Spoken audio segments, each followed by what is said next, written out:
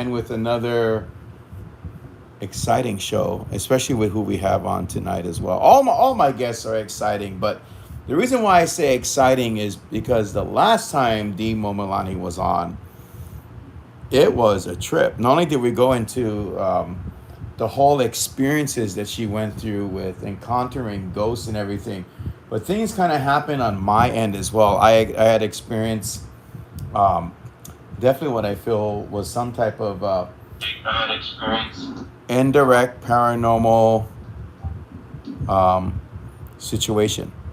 Yeah, we had a little bit of feedback there. Oh, and by the way, we were working on tech difficulties or just tech tests earlier. So if for some reason D freezes up and whatnot, then hopefully it doesn't stop the stream on her end. But if it does, I told her to just contact me right away, and she will, and then we will continue. You know how it goes on this channel, guys. Weird things happen. You already know that, right? You guys are already familiar. If you're with this channel for a while, you know weird things happen. Sometimes it's technical, sometimes it's beyond technical. So let's look at it that way, okay? Everyone's coming into the live stream. Good evening, everybody. Good to see you, Susan Y. Joe Bonjen. I've never seen you before, my friend. Thank you for joining in tonight. 13th May. Hi to you as well. Tonight's going to be wonderful. I was just talking with Dee earlier, and we went on a tangent for a bit, talking about all of her experiences that have been yet to be discussed tonight, which we will be covering. And so I'm pretty much ready. It's another show where we travel overseas and we have a tour guide. Tonight's tour guide, of course, is Dee Momilani. I'm about to bring her into the show. Dee, it's good to see you this evening. Thank you for being here. And before we go any further, I gotta say one more thing because I almost forgot. Okay, so while we were talking earlier, going over tonight's show, I said, Dee, I feel something, man. It's behind you. It's behind your curtain. So real quickly, bring you up to speed. So I asked Dee what's behind the curtain. Dee, could you tell the audience what's behind the curtain? This is, well, that's our window. Yes. This is the side of our house. So the right side of our house. Right. So this is facing, we have like a big grass side yard. Uh-huh. And I'm going to say from about 30 feet, 20, maybe about 30, 35 feet from our house, our right side of the house is our next door neighbor. And his house is? Their house, so this would be the third resident we had living in that house. Yes. And one out of three of these residents, first one since we moved here 6 years ago, they were our neighbors, and they're no longer here. They moved out in 2017. Okay. They've experienced a lot of ghosts. So that house is legit haunted, huh? Oh yeah. Okay. Oh yeah.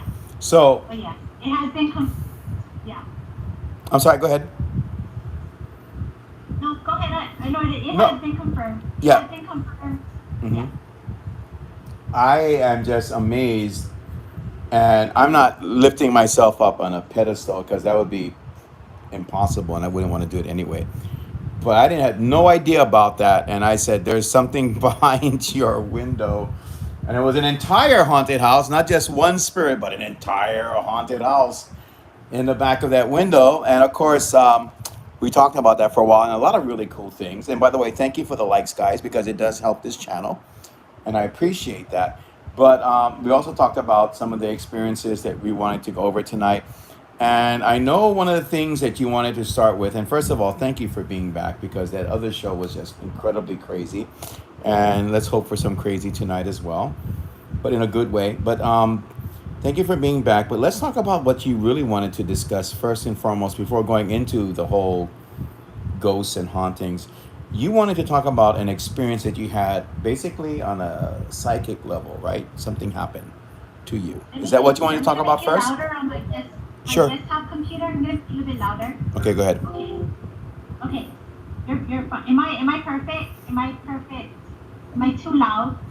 No, you're not too loud. You're not at all. Okay. Not even to worry about. Just go on. That's fine. Okay, because my volume is like that. Okay. I can hear you loud and clear. And someone said you sound okay. Aloha, Shore you. Good to see you. Thank you for joining tonight. Hi, everyone. Ulu Kealakai. I'm sorry, Kealakai. She sounds okay. Susan, why? Okay, cool. Thank you, Susan. All right, you sounding good. So you want to talk about that first, right?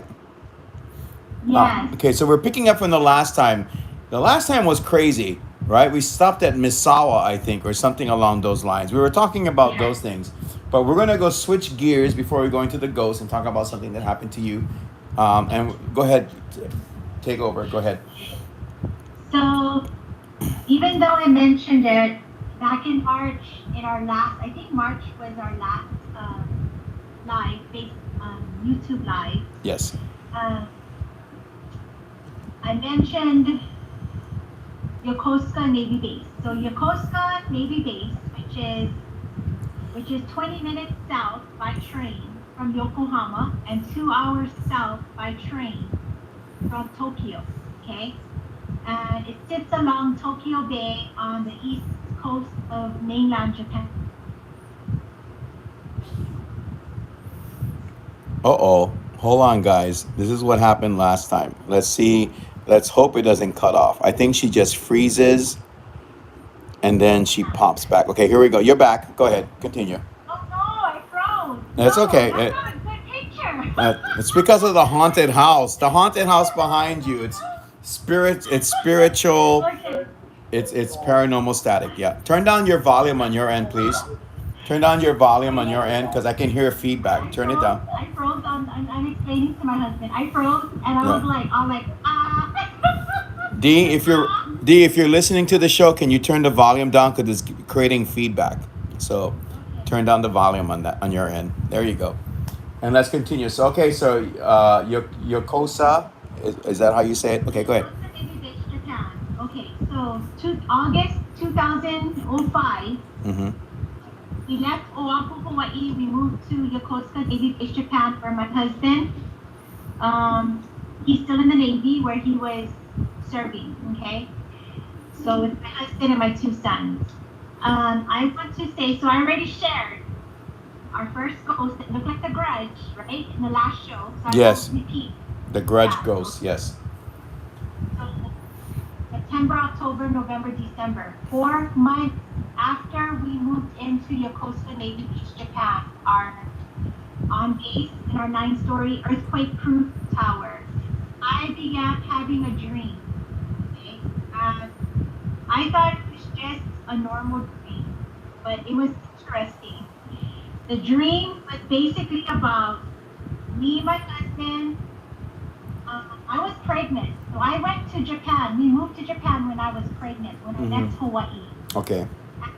His son was just kindergarten.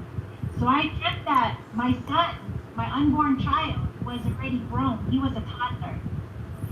We were standing on this beach of Japan, looking at the Pacific Ocean towards Hawaii. And in this dream, we were just standing there just admiring, just admiring the views, everything. The ocean, the reef, everything. Then we felt an earthquake, probably like a 8-point, a strong 8-point earthquake, because it started off small, like a 5-point, and then it started to increase to something stronger, like an 8-point, 9-point. Okay. Then we heard the siren, warning sirens in Japan, which is different from Hawaii's warning sirens across the island. It's like sounds like an ambulance. And it was like a whale also, a wailing noise. And then you hear in Japanese. And for some reason, even though I don't speak fluent Japanese, I could understand what this woman was saying across the speaker, warning us. Tidal wave is coming. A tidal wave, okay.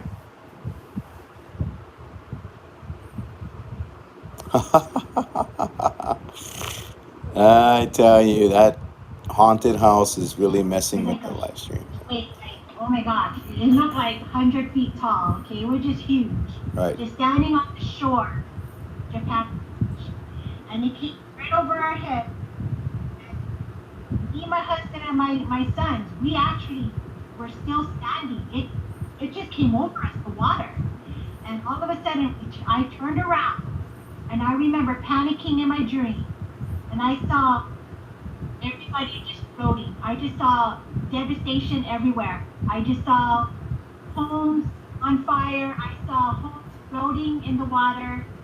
The rush of the tsunami rushing into inland, like 5 miles inland, and buildings collapsing. Oh God, it was horrific. Bodies floating. So it was just so. It was a nightmare. I remember just crying and then just waking up and just panicking. So how did the dream end? How did that dream end? I woke up. I woke myself up. Okay, you woke up. And what year was this? This was December 2005. 2005. Okay. Okay. I'm listening. So when I woke myself up, this is the trippy thing. My Mm-hmm. husband comes walking into our bedroom, our Mm-hmm. master bedroom, and he said, "Hey babe, today is Saturday morning. Let's go spend the day. Let's go take the kids. I mean, let's go take which was my oldest son. Yeah. Let's go take RJ. You and RJ. Let's go hop on the train, and let's go check out one of the fishing villages in Japan." And I'm like, is that next? Because my husband has been stationed on Japan from 1999 to 2003. Okay. So he knows his places around Japan. So he was going to take us to the shore and go admire the views and go eat over there, eat out and everything, and just go admire along by the Pacific Ocean. I panicked, but I told him, no, we cannot go. We cannot go. And I told him about my dream, but we ended up going. So that haunted me, Obake. That scared me. Mm-hmm. I can That scared understand. me. I can understand that. And this dream, the same dream, came to haunt me once a year, every single year. 2006, 2007, 2008, 2009, and in 2010, we were already living 14 hours up north the coast to the Air Force Base, the Sawa Air Base. And I had another dream in continuation of that dream by December 2010. So once a year, I was having the repetitive of that dream I just told you folks about. Mm-hmm. That's sad because we all know what happened, right? In the following year. March 11, well, for Hawaii and America, it was March 11, 2011, but for Japan, it was March 10, 2011. And of course, utter devastation. And I've read a lot of reports coming from the region of the earthquake and also the tsunami that killed literally hundreds and hundreds of people, and then after it generated such incredible paranormal activity that the ghosts, the sightings in that area was like, after a while, it was like common occurrence. I mean, I don't think you ever get used to, oh, I see, there's another ghost again going on, out in my backyard or different areas.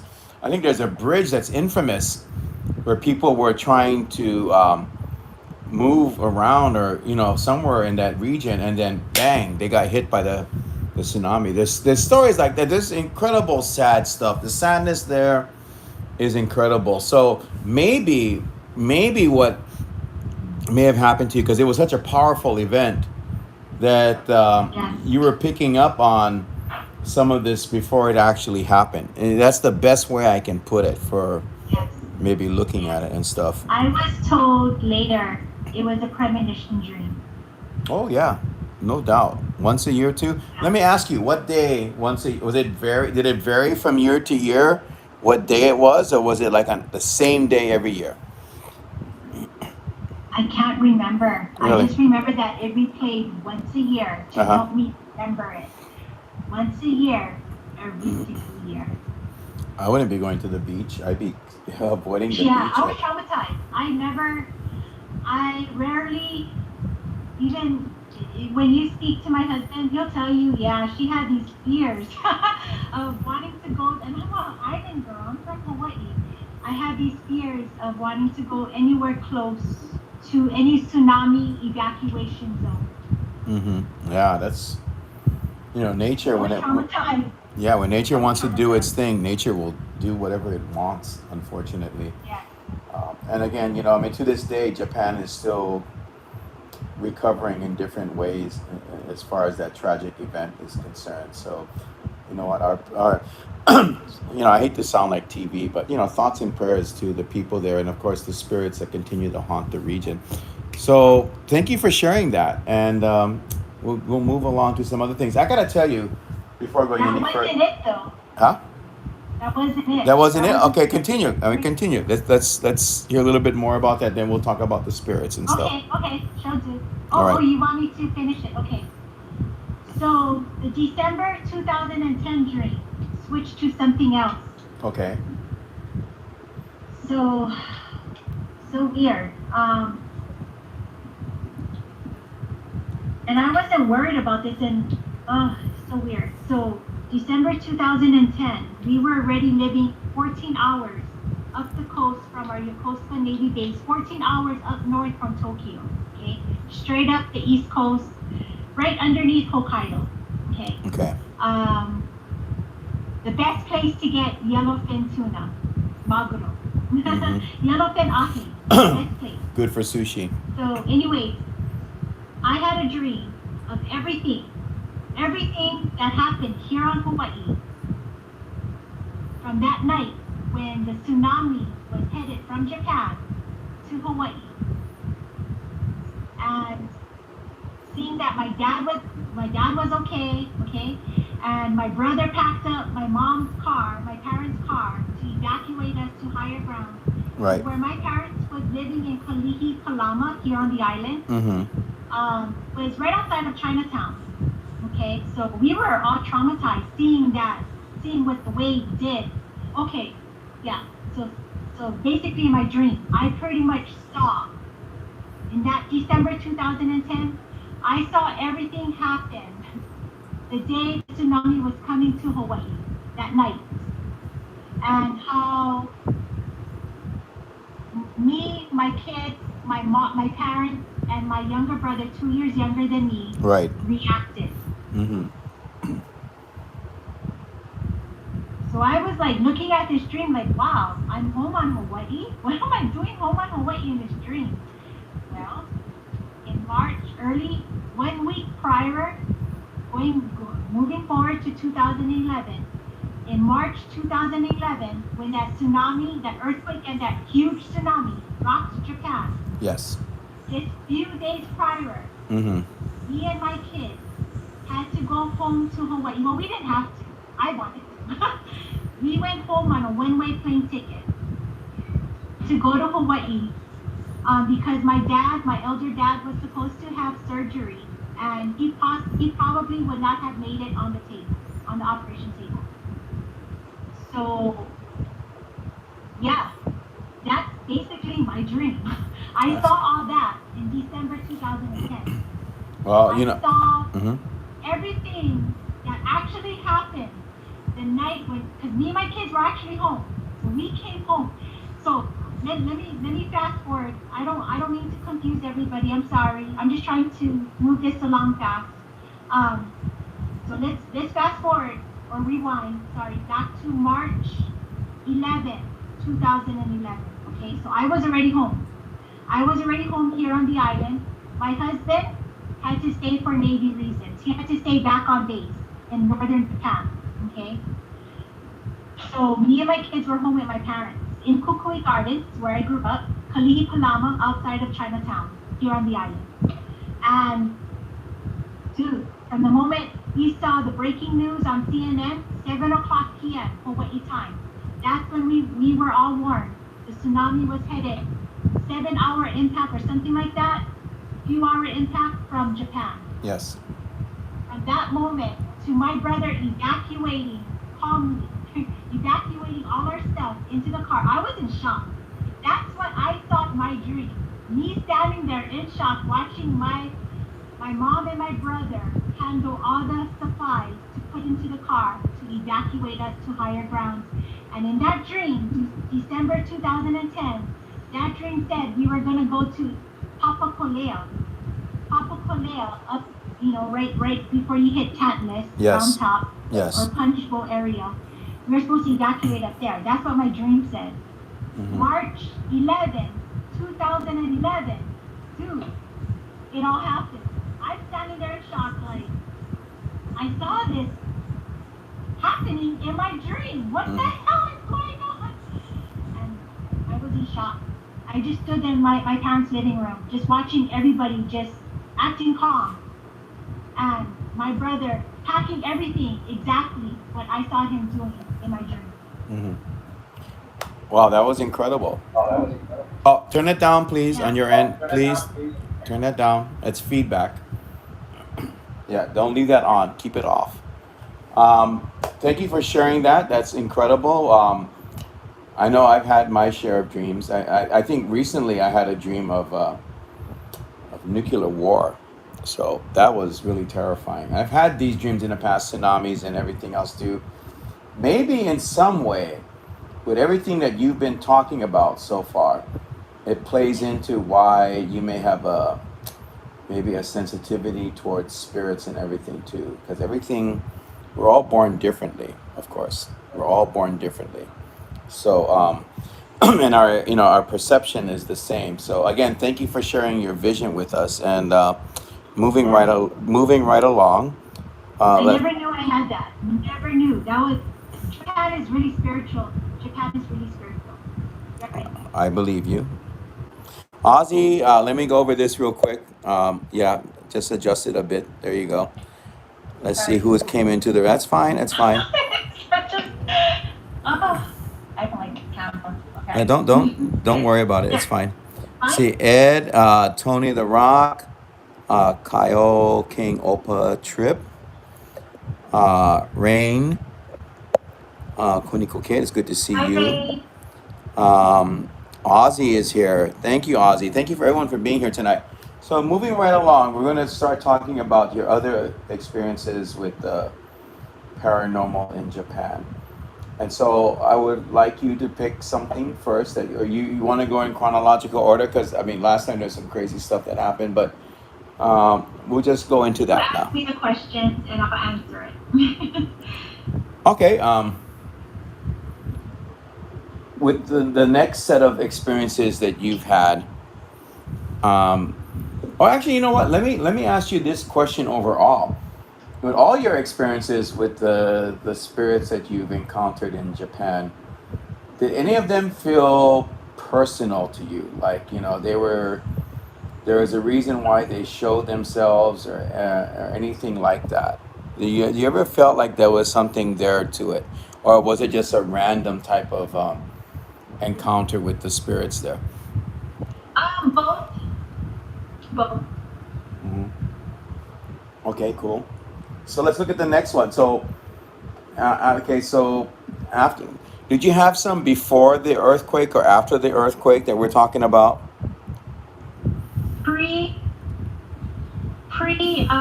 huge earthquake tsunami. So the earthquake and the big huge earthquake tsunami that rattled Japan. Yeah. Was March 11, 2011. Yes. We've been on Japan since August 2005. So I've had experience, and others around me had experience from 2005 until we lived there. Spring cherry blossom season 2012. Okay. So wherever you want to pick up with your encounters with spirits, we'll take it from there. Go right ahead. So yeah, go ahead. You can ask me a question and I'll answer it. Okay, so you said that you moved around and everything. You went to Misawa. I think we left off at Misawa and everything. I went ahead and I looked online, and I saw some things about Misawa. I know that for a fact that in Japan, it really seems quite evident that a lot of activity takes place on the military bases, basically, with Okinawa having probably the most activity of them all. But in no way, shape, or form does it downplay anywhere else. So um, let's see here. Where was the next one that you had after you talked about Misawa? Or is there anything left with Misawa that you haven't talked about? Yokosuka Navy Base. Sure. Let's go with that. Yokosuka Navy Base. We lived there from August 2005 up until spring cherry blossom, which was April 2008. Okay. Yokosuka, as I mentioned in our last YouTube live back in March, I said that land used to be during Edo period of Japan, right? And then I briefly spoke about the samurai that roamed that whole vast state, that whole vast prefecture, Kanagawa Prefecture, which goes from, I guess, I don't know, it's around Yokosuka all the way up to Yokohama. And it's a vast prefecture. But anyways, so I want to speak about my friend. Okay. There's four different individuals that I've known about their stories, okay, all military. Two of them lived on Ikego Navy Base. So Ikego Navy Base, which was also roamed by samurai, heavily roamed by samurai. Lots of wars, lots of battles on that housing too, just like Yokosuka Navy Base. Lots of battles with the samurai. But on Ikego Navy Base, it's actually a Navy housing, which was by local train, which only a local train took you from Yokosuka Yokosuka Shiori train station, which was right across the street of our Navy base. You catch that local train to Ikego Navy housing. Takes about 10 to 15 minutes train ride, local, which is slow. So two of my friends had experiences, and they would let me know. So one of them told me the most creepiest was, she's a Navy wife, okay? No longer Navy wife anymore, they're veterans. Back in 2006, she was home. She was home in the morning all by herself. Her husband and sons went off to their football or soccer game. It was one of those sports. So she was home on a Saturday. She had to do online classes on her laptop. So she was on her dining room table, and she had her curtains of her backyard, and their backyards are huge for that Navy housing. She had her backyard curtains, everything drawn open, so she could see her backyard, okay, from where she was on her dinner table. She could see that her, what do you call that? The punching bag, the boxing punching bag, which weighed a ton, was actually off to the side. Was supposed to be off to the side, closer to their glass door windows. Okay.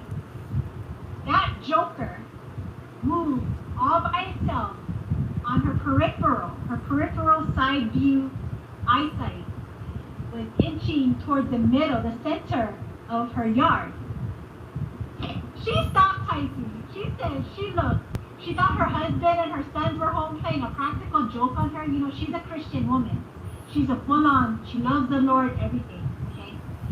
So she was like, I think God bar. She's like looking for her husband. And they were like, why? They were like on Yokosuka Navy Base, 20 minutes away, 15, 20 minutes away. So she goes back to her dinner table. She's like, okay, what is that? So maybe it was there. Okay, maybe I'm seeing things. Maybe the punching bag was placed there in the middle of the yard. Then she started seeing it swinging. And then it started moving around her yard, all by itself. She ran. She hopped in her car, and she came to base, and that's when she called me to meet her at the our big Navy exchange on where I live, Yokosuka Navy Base, where we lived at the time, Yokosuka Navy Base and the commissary. She wanted me to meet her there, and that's when she cried, and she wanted me. She just wanted me. She just wanted to just calm down. That's crazy. You know, those punching bags are extremely heavy.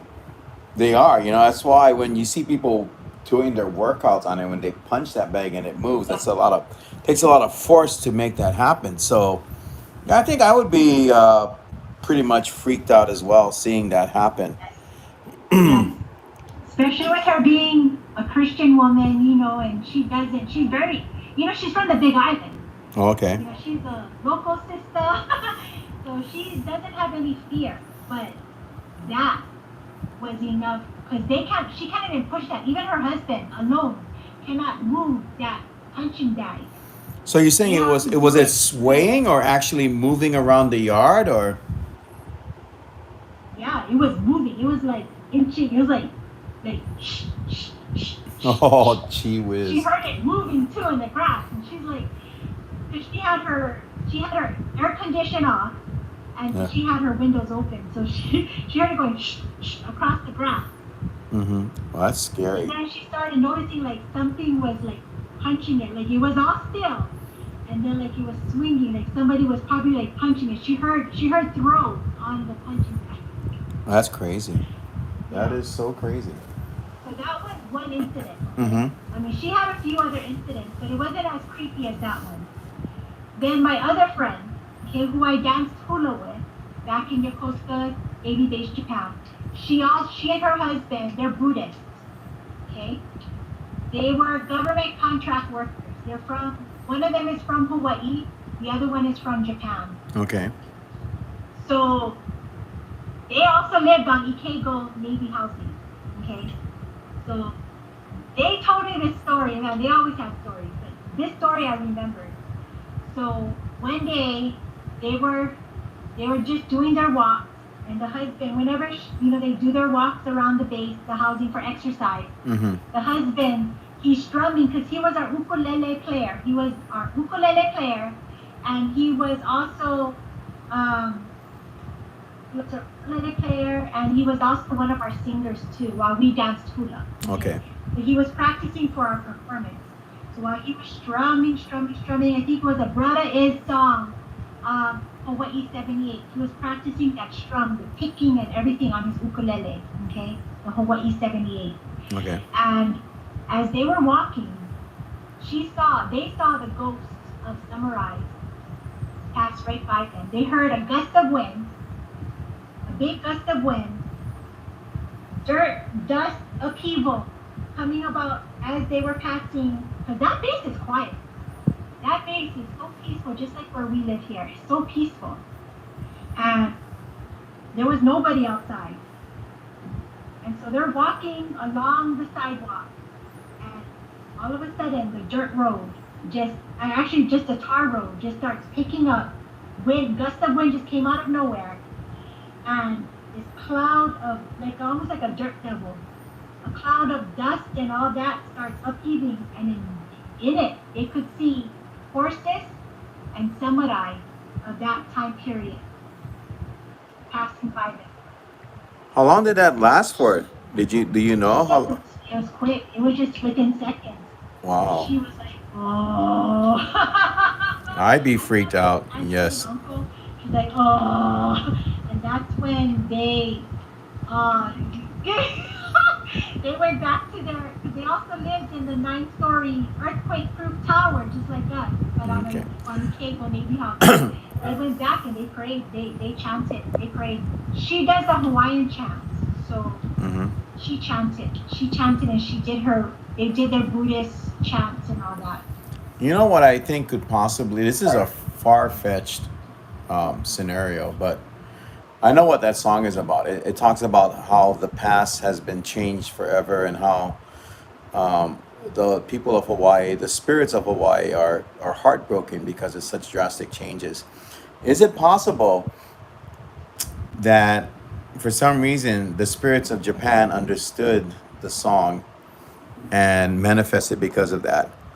Okay, and we have a question coming in, but I will answer the question, and after that, folks, what I usually do with my show is keep the questions towards the end of the show, but we will answer this question because it's a very good one, and then we'll move right along. So anyone else that has questions, please wait towards the end of the show, and then we will look at your questions. So Dennis Yurimoto says, any of the ghosts of Japan seem real, unlike the regular transparent type. Um, well, I know Dee, you mentioned one that looked kind of real, but including this one that you're talking about right now, Yeah. did he? I'm sorry, she or he said what Yeah.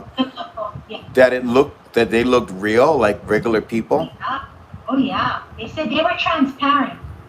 They were transparent. You could see them.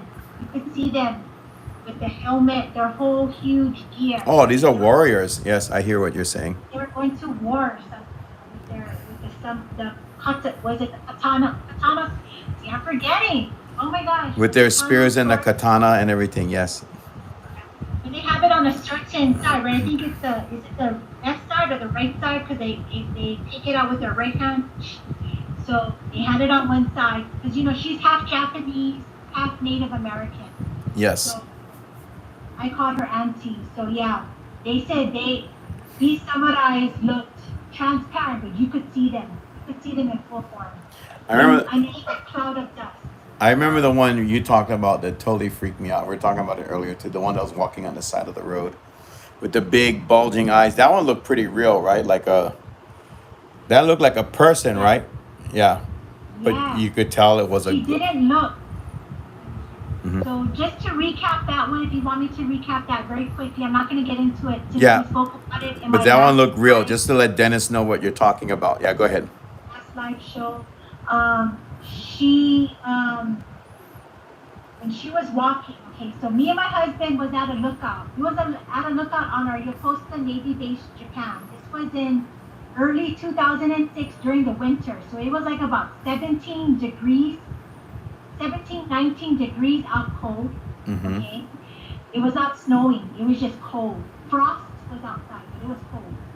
So it was about 10 o'clock, 11 o'clock at night, and we went to the lookout on our base, but there's no one around. Okay, lake was like a little bit further away, and all we were just looking at was Tokyo Bay, and in the distance you could see Chiba Prefecture, and then to the left of Chiba Prefecture, to the left of us in the distance, you could see Yokohama. Yokohama. So what happened was, as we were in our car, um, we noticed so I was on the driver's side. Yeah, because that's Japan, right? Passenger's driver's side. Driver's side is passenger side, right? On the right side. Right. Okay. So on my left side, that's what I noticed. She was walking towards us. She was walking like this. She, yeah, she was like blonde hair, like 1970s hairdo, okay? Cotton high shorts, cotton high shorts, cotton high shorts. There's one with a stripe going down in the side of her thigh, Uh-huh. and like those tube tops, that one. And she was barefooted, and it was 17, 19 degrees cold, and she was not shivering. And she looked like she came out of a vintage time frame. And she was not even transparent. She was like human flesh. She was white could be. And her eyes, yeah, Freddie, her eyes were like big as saucers, like just walking. Like she was just focused, just walking at a good pace. Not fast, just Ooh, walking. Obaki. That's Yuri or Obaki. That is so scary. Seriously, So, I still get freaked out. and then my former neighbor, right, when we moved up to northern Japan, Mm-hmm. Misawa Air Base, my former next door neighbor, that Air Force family, Yes. yeah, the one that saw the grudge-like woman in her house, Yes. she said they all looked like normal human beings, but Mm-hmm. we can tell they were of death. They were not real. But they were not see-through. They were human. Yeah, and I think the other thing too, you probably have experienced it, or you and your husband experienced it, is that when there's a spirit, you just feel that presence. It's not of this world. I call it, lately I've been calling it the spirit zone, when a spirit enters into the physical realm and then there's some kind of reaction, to that. And then you can feel it. Whether you want to call it chicken skin or goosebumps or just some kind of change in the air. Did you feel that when you looked at her? Yes, When we you did. Yes, felt we it? did. I swear to God. I swear to goodness, George. Okay, I swear to George. I'm not trying to cuss in God's name. Yeah, I I swear to swear to George. George. Um, the air went colder. And I'm a Hawaii girl, and I was wearing 3 layers. I was wearing the long johns. I was wearing 3 layers. It got colder. It got really, really cold. And you could just breathe out, and you could see the frost coming out of your, right when she was around us. You could just see the frost coming out in the air, you know. My husband was like, you know what? Time to go. Time to go back to the house. Ain't there's no time like now to leave. There's no time like So now. that is a memory that would never ever leave my husband's mind. Hmm. That I don't. That's not his first time seeing a ghost, but that would never leave his mind. Yeah. Oh heck yeah, I feel the same way. So Dennis, if you're still watching, hopefully that kind of answers your question. That yeah, they can look real. But then again, I don't think it's a geographical or a cultural thing, because I've seen ghosts that look as real as D on my screen right there, and they're there, they're in front of you. And I think the one thing that throws people off, like you said, she looked really pale, or it's just the appearance of the spirit itself that kind of like throws you off. Yeah. Yeah, that's well, AKM. Thank you for being here tonight. All the newcomers, thank you for being here at Ghosts of Hawaii. Um, a place where we do several things, where all different types of things come together. We do interviews like with Dee. We go out to locations to see what's going on with the spirit world, here in Hawaii, and soon I'll be traveling, hopefully. And then other things like spirit box sessions and stuff, which last time went absolutely crazy. But back to what we're talking about tonight. Thank you for being here. And if you like what you see, please give it a subscribe or a thumbs up and let other people know. You are really appreciated. So Dee, so going back to your friend, so she saw something that was really, well, the whole thing with the samurai warrior and everything, it kind of reminds me of two things. Gettysburg, which is a place of battle. It also reminds me of Hawaii, with like the Battle of Nuuanu and some of these other battlegrounds, like stories I've heard about Kipapa Gulch and stuff like that, where it's just the impact of the battle and the energy and the intent of the people that died. They're there, for whatever reason that we kind of can speculate on, but we'll never truly have the answer. They're there. So that's impressive. That really is. And thank you for sharing that. So you said a couple of your friends had experiences, yeah? I did two. There's Yes. two more. Okay. But let's go for one more, because there's more. There's so much more to talk about. Good. Let's go with more. Anyway, but yeah, go ahead. This will be the last one. Actually, wait. No, I think we need to do two more. Because this is all centralized on Yokosuka Navy Base. Okay, let's go with that. Yokosuka Navy Base is the main base, right? That was like the first base that was built that became for a part of the American base, right? Around World War II time frame, yeah? Or after World War II, sometime around there, that time, the vintage era. But anyways, so my friend, I had another friend, he lived in one of these townhouses, the Navy housing, one of these townhouses, which was like some blocks away from our 9-story tower where we lived on Yokosuka Navy Base. So anyway, so we went over his house one day. I think it was back in 2006, early 2006, sometime around then. And they were hosting a poker. Me and my husband, we don't play poker. We don't know nothing about poker, okay? So we don't play poker. But we just went there just to hang out, with our awesome friends. So they were hosting that. So the husband, he wanted to talk to me and my husband privately outside of his house while he was smoking a cigarette, okay? Our friend. So we're not cigarette smokers, only our friend was. He wanted to speak away from his wife. So our friend at that time, he was the Navy spouse, like me, where you're not in the Navy. And then his wife was active duty, was in the Navy, and she was always gone, always going underway, out to sea. Okay, so he didn't want to tell her these things to make her freak out and scared of the house and worried and everything. So he wanted to tell us away from her ears. So he called me and my husband outside of his townhouse while he was having a cigarette, and he pointed. I want to say like 1 block, just 1 block across the street from his front door. You could see another 9-story Navy house tower, which is again earthquake proof, okay, fine engineering by Japanese engineers. And anyways, he was mentioning every time since he moved day one into that Navy house, he would see a Japanese maintenance or our maintenance workers, just like the engineers that took care of our structures, our building structures. We're all Japanese. We're all local Japanese contracted to work on our Navy housing. So the Japanese worker, the maintenance would actually come. They're the ones that come into your Navy houses. You know, they do all the upkeep, yeah, the toilet, whatever's right. So one day he's smoking a cigarette, and actually it was nighttime. It would always happen after sunset. He sees this Japanese maintenance guy walk right into, hop outside of his small little Japanese pickup truck, the small little tiny ones, and go into the 9-story building through the lobby. And all of a sudden, within seconds, he sees them at the top of the roof, which would be considered the 10th floor, at the top of the roof of the building. And the guy is waving hi to him, and he jumps. He suicides himself. He jumps off that building. And he would freak out like, oh my God, no. And oh my God, he'll go running towards the building, everything freaking out. And his wife is of course out to sea with the Navy ship.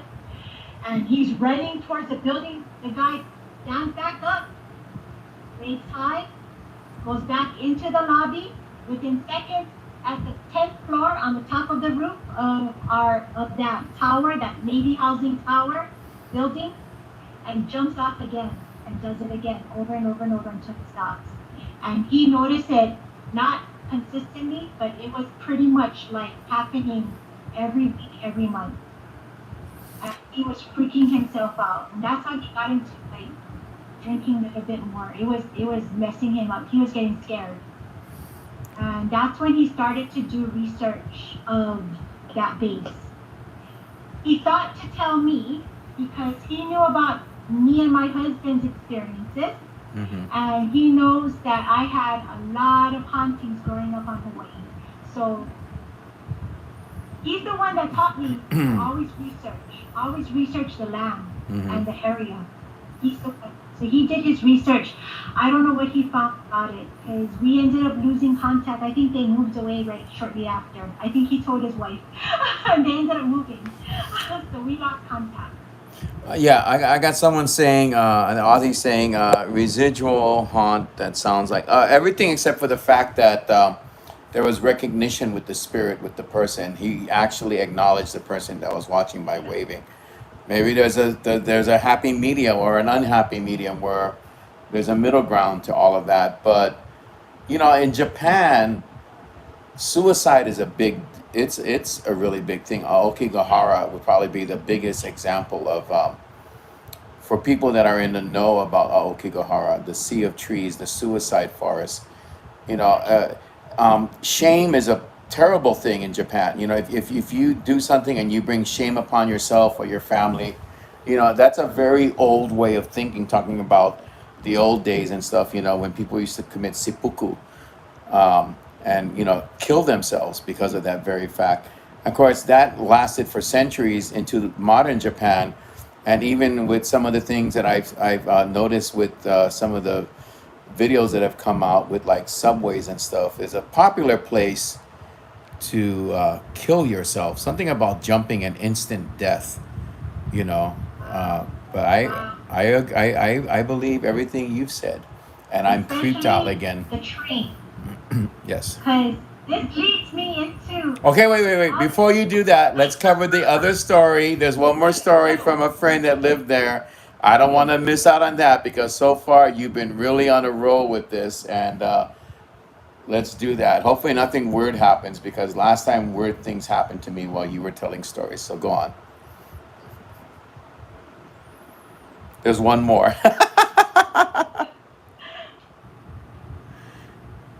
Dennis is asking if I ever visited the suicide forest. No, no, No. Yeah, I wouldn't dare. I would, but that's a whole different thing. So what's the last story then? You said. Okay, so, well, I'm not going to get into it, but before I get into that story, because we're talking about suicide, you mentioned about suicide, train. Yes, we'll talk about that. Train. We will talk about that. But I'm Okay, so so, intent on hearing this other story. And here comes okay. my sister using her husband's name. Hello, sis. How's it going? Go ahead, continue. She said boo. Yeah. Okay, so the fourth person, okay, actually there was more, but I'm just going to stick to this one because this one's more creepier. Okay. So that couple that I told you about, Yes. that saw the samurai, okay, Mm-hmm. their daughter came to give birth. They flew their daughter to Yokosuka, Navy Base, Japan, to give birth at the Yokosuka Hospital, Navy Base Hospital. Okay. Okay. I gave birth to my son there. Okay. But anyways, she gave birth to her son before I gave birth to my son. And what she experienced, oh man, blew many of us that heard her story away. Like, we never looked at that hospital the same ever again. Okay, so long story short, she was already in the maternity room. Okay, so she gave birth everything. She was feeding her baby, okay, in the maternity room. So on the maternity room in Yokosuka Navy Base Japan Hospital, which I think was on the second or the third, no, it was on the third or the fourth floor. It's one of those floors, the third or the fourth floor. Okay, there's a big window, big picture window. Okay, you could see a partial of the base, and then but it's all covered by trees and all that. Okay. And then, but outside, behind that window, it's like a ledge. There's like a ledge. I mean, there's no balcony. There's no lanai. It's just a ledge. Okay, a small little ledge. And then a drop off the building. She was on the fourth floor. I think she was on the fourth floor.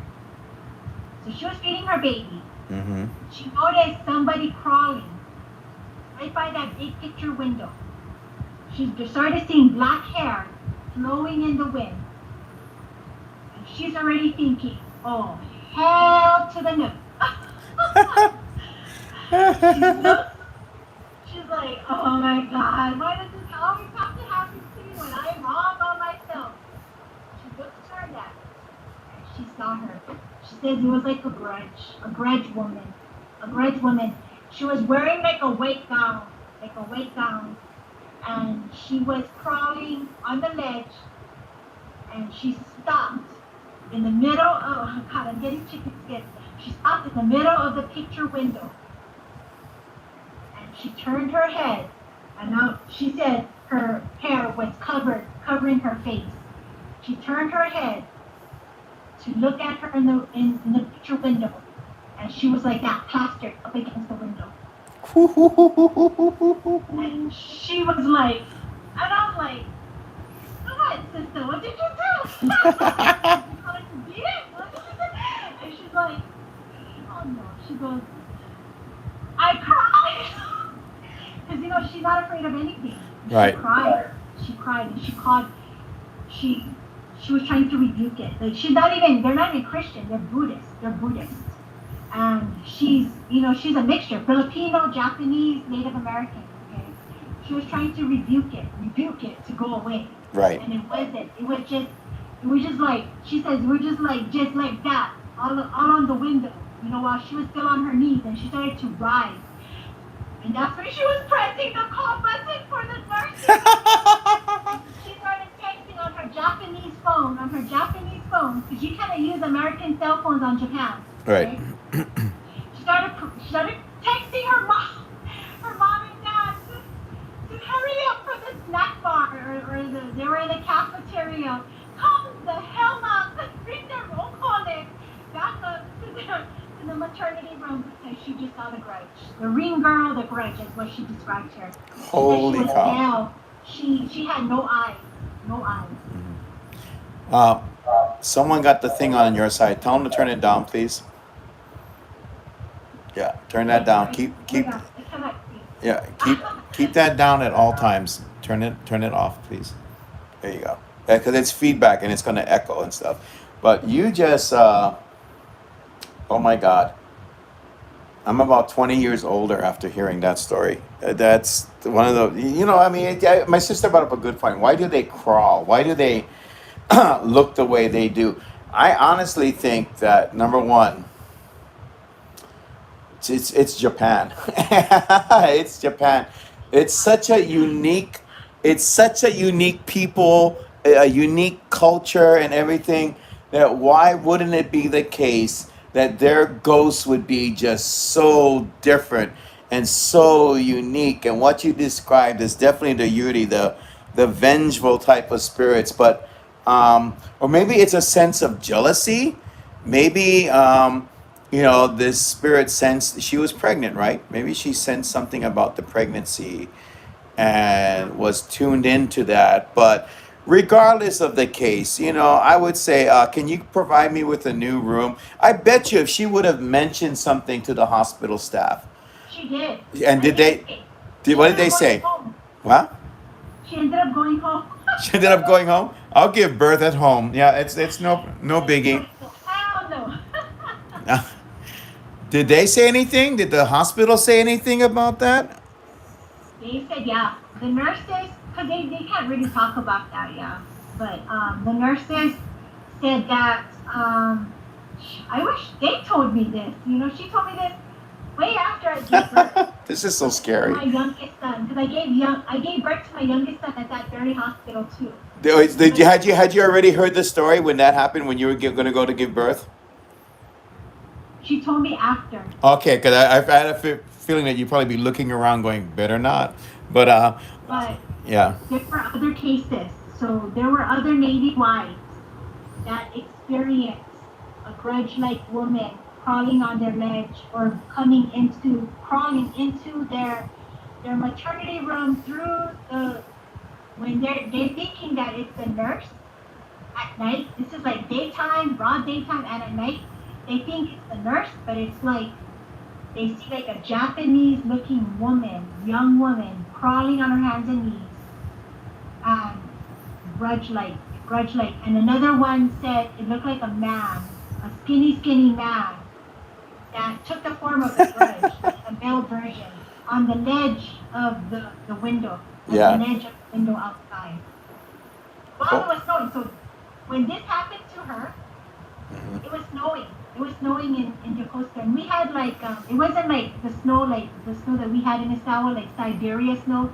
This was more like what you call that, what do they call that? Oh my gosh, I'm forgetting what it's like living in winter. But the before the snow progresses into snow, it's like the melty kind, the melty, icy type of choppy snow. Yeah. Mm-hmm. So just like sludge kind of, I forgot what it. Flurry. There you go, flurry. So that's what, yeah. And it was cold. It was too cold for a real human being to be out there. So. That's incredible. I swear, man. I mean, personally, and I agree with. Maybe she wanted to go to commissary. Yeah, she wanted to go commissary. She just wanted to get a good deal on whatever the heck she could get. Ozzy says, now I want to see a Japanese ghost. Sounds spookily awesome. Spookily awesome. It's a good word to get the military deals.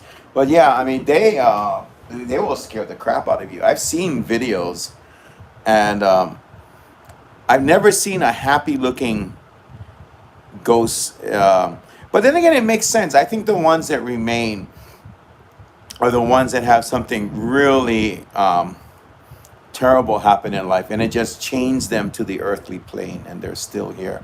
But yeah, thank you for those 4, and then maybe we'll reflect on some other ones after. But you want to go into subways, right? The next thing is the subways. When I mentioned that, you kind of lit up when I mentioned the subways there, because I've seen videos of that.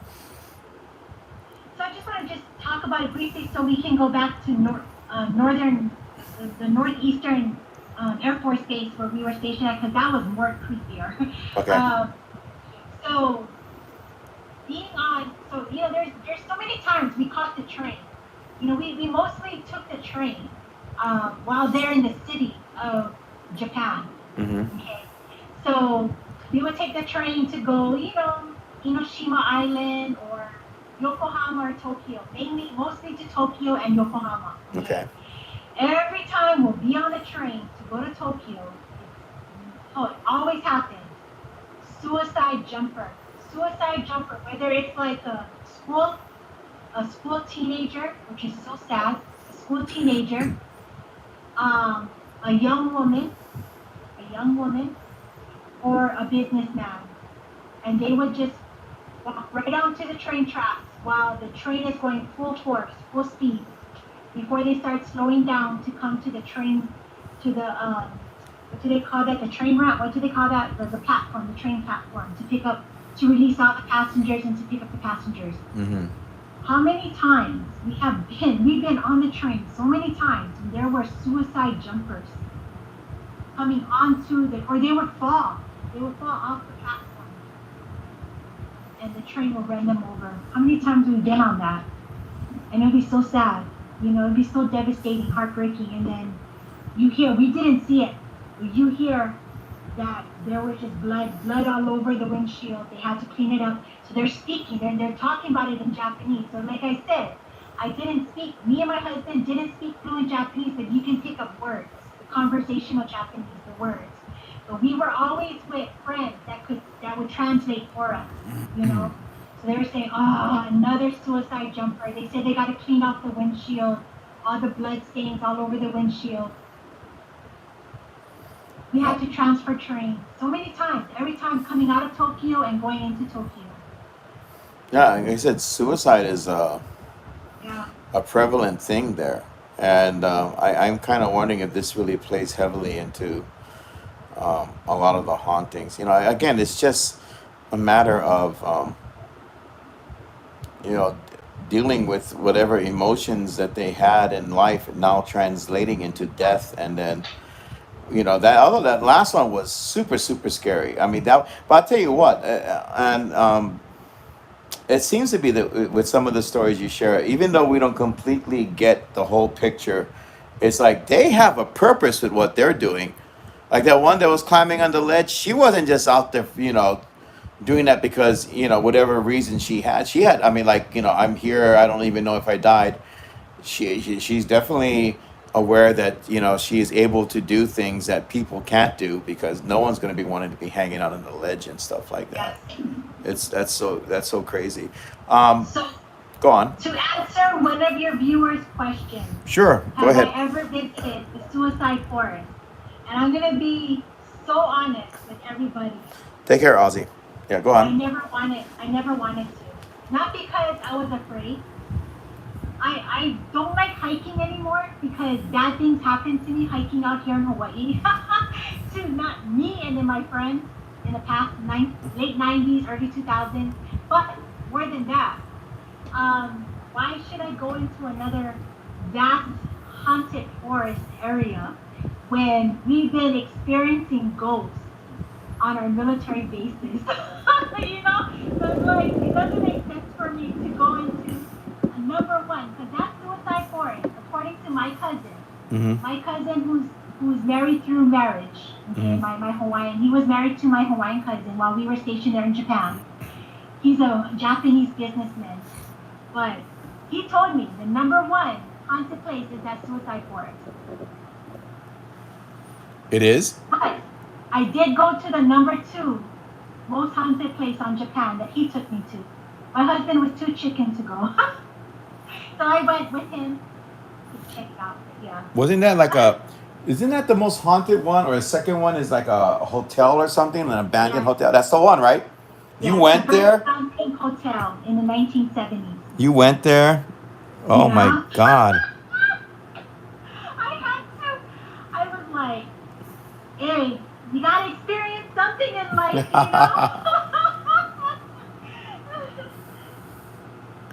Does he have a YouTube channel? I don't believe you do. Do you have a YouTube channel? I do. I don't. I only use it for my music. Music is great. That's a great way to distract yourself from people that crawl on the ledges out there. Um, okay, so you went there. I mean that I've seen an impressive video where people were filming evidence and got more than what they asked for. Did you feel anything when you were at that location? Oh yes, I got pictures. I gotta find it. It's on our memory card. Back in 2007, I got a hunt. I didn't even dare to look at it. I was too chicken to open all the dark room. My cousin told me he's, he's an archaeologist. He's an anthropologist. Uh huh. Japanese business. So he that's his hobby. He told me take pictures. He told me what to take pictures of, and he was feeling. So we were walking through this abandoned, burnt down hotel. They still had the old furnitures in there from vintage times, but I started feeling like it was so heavy. It was so sad. You know, I wasn't thinking anything sad, but I started having goosebumps. It started getting cold, even though it was warm outside. It started getting cold inside. It was like two stories. I think it was 3 stories. Mm-hmm. And but when we went outside, he took me in the back part. Good night, sis. Take care. Mm-hmm. And back there, you could see it's like a slope, right? So it's like a grassy behind on the outside part of the burnt down hotel, the pink hotel. And then it's like a small little slope. It's like, I don't know, about 40 feet high. And then it's all bamboo forest, thick bamboo forest.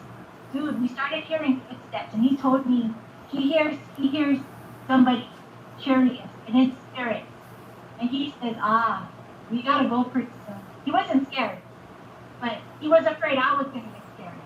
Mm-hmm. And he says, samurais are here. The samurais are here, and the people that were in this hotel are here. They're watching us from the bamboo forest. So he had me take a picture of that place too, the bamboo forest. So I gotta find all these pictures, and once I find it, I'll send it to you. You can look at it. I would love to look at it. Again, guys, thank you so much for the questions, but please, if you can, just hold back a little bit because they're coming in one after another, which is fine. But I usually like to do a Q&A near the end. But yeah, just please keep that in mind, okay? Try to do it at the end of the live stream. But we'll go over some of your questions right now. Uh, what was Dee's scariest Japanese ghost experience? Good question, by the way.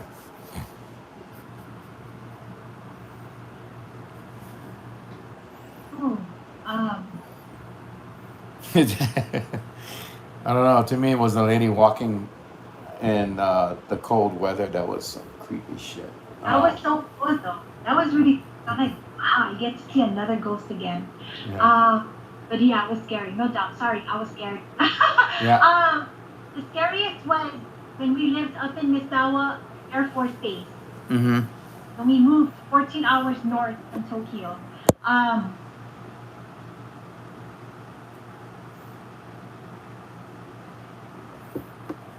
Thank you, Dennis. Appreciate it.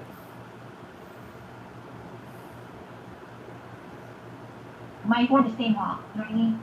So she always ran to me when I was home alone with my baby, doing homeschool, preschool with him, you know? She would always run to me in my house. Like, I can't let you in. It was scary. They had too many experiences. I wasn't even done sharing all those stories with you. Wow. I kind of missed it because you froze for a bit. Can you kind of recap again? Okay. So the scariest was my former next door neighbor. Yes.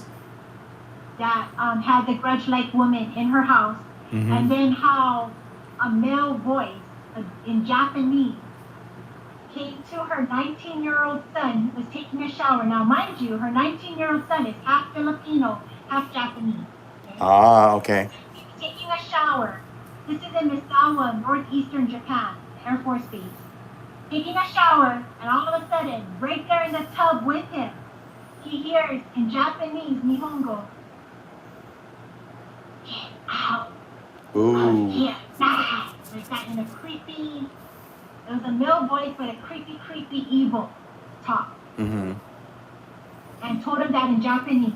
Dude, he went. I remember. I remember him running out of his house with his skateboard, and he was all wet. Everything he didn't dry off nothing, and he was feeling his beating his boxers and his cotton boxers, and he just took his skateboard and he just went through our six. Oh, freeze again. Hold on, guys.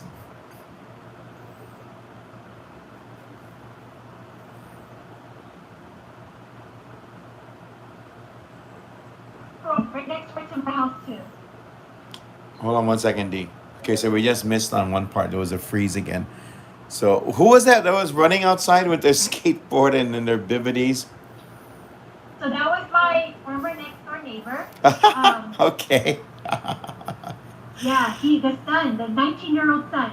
Yes. That's the one, remember? The one, the mom, the Filipino mom. Mm-hmm. That had all the grudge-like. Oh, yeah, she had some mess up stuff going on with her. And then she and her husband saw that elder Japanese woman, like she came out of her funeral or something. Yes. Wearing the black, when they were taking pictures, interior and exterior of their van, their Japanese van to set. And right there, boom, she popped in their Japanese cell phone. They showed it to me and my husband, fresh everything. Yeah, so her son, her 19-year-old son is half Japanese, half Filipino. But he was taking a shower, and then he heard the male voice come into his ear and said, an evil voice in Japanese, in Nihongo language. And ooh, that's so spooky. She told me, yeah, she was not banging on my door. Oh my God, see, it's happening again in my house. And she wanted to know if things were happening in my house, and I'm like, no, no, not like that. What do you think is the reason why she was having those experiences? I think it's because she's Catholic. Yeah, she was very strong Catholic or Christian. She was some kind of Christian. I can't remember. Right. Catholic or just I don't know. I forgot which type of Christian she was. But anyways, while her husband was Air Force at the time. Actually, he's still in. I just touched bases with her. I told her to find me that photo of that old woman, and she says she can't find that cell phone anymore. It's gone. Somewhere in the Philippines. But anyways, and they're still in Japan. But anyways, I remember, because I would ask her, I would say, something attached to you. Exactly. Like my friends were asking her questions. I had friends helping me out. I knew I cannot handle this all by myself. Every time she came to me, my husband was either at work with the Navy, or he was deployed, or he was at war in Iraq in 2009. So she always caught me at my most vulnerable moments when I was home alone with my baby. So we believe, me and my friends, that I introduced her to back in Misawa, Japan, we believe she was attached. She had an attachment. She was followed home. They were staying at this one Japanese hotel, very old, very vintage, in the back part of our base. Okay, so that Misawa base is vast. It's bigger than Pearl Harbor. It's actually probably the same size as Pearl Harbor and Hickam combined. That's big. Okay. So she was staying in the back roads, the back gate, vintage hotel, Japanese hotel. And that's where Faye, our Hawaiian Hauntings and our Ghost of Hawaii member, Faye, that you brought onto your live before, Faye's family lived on that road too. They had a house back there. So anyways, this woman, my former next door neighbor, would have like possessed incidents happening to her while she was staying in that hotel all by herself. Her son refused to stay with her in that hotel because he heard and he saw Japanese spirits bothering him. The husband was too freaked out to even stay with them. So she stayed there by herself. Holy cow. She said she remembers being, oh my God, I remember she told me this while we were eating miso ramen, right? With me and my friends. I could not handle her for myself, I promise you. So she would tell me and my friends, other Air Force and Navy wives, that she would be held down on the bed by an invisible force and something evil would be over her, speaking to her in Japanese. And then there was another time where there was a Japanese woman that popped up to her while she was in the bathroom of that hotel and told her she needs to leave. She cannot be here anymore. She's not welcomed here. Well, the atmosphere just got kind of heavy on my end over here. And this happened the last time, but it was not as intense because I think we kind of went over most of this. Um, Again, I kind of wonder why they chose her. Why are they choosing her? It almost sounded like what we call in Hawaii, like the pressing ghost or the choking ghost. But this seems to be like really, really harassing. This seems to be like a targeted type of haunting with what Yeah. you're describing, just specifically getting on her case with everyone else being a victim that happened to be there. Is that what your impression is of that?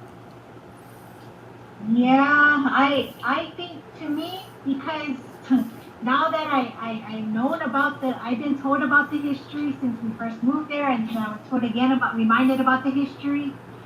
I think like what you know too, and what a lot of the viewers know is that these spirits are just letting us know they still exist, and I don't think they believe they're dead. I don't think they were properly crossed over. Even though a lot of the Japanese are either Christian, Buddhist, or Shinto, I don't think they properly crossed over. They're still there. It's so heavy.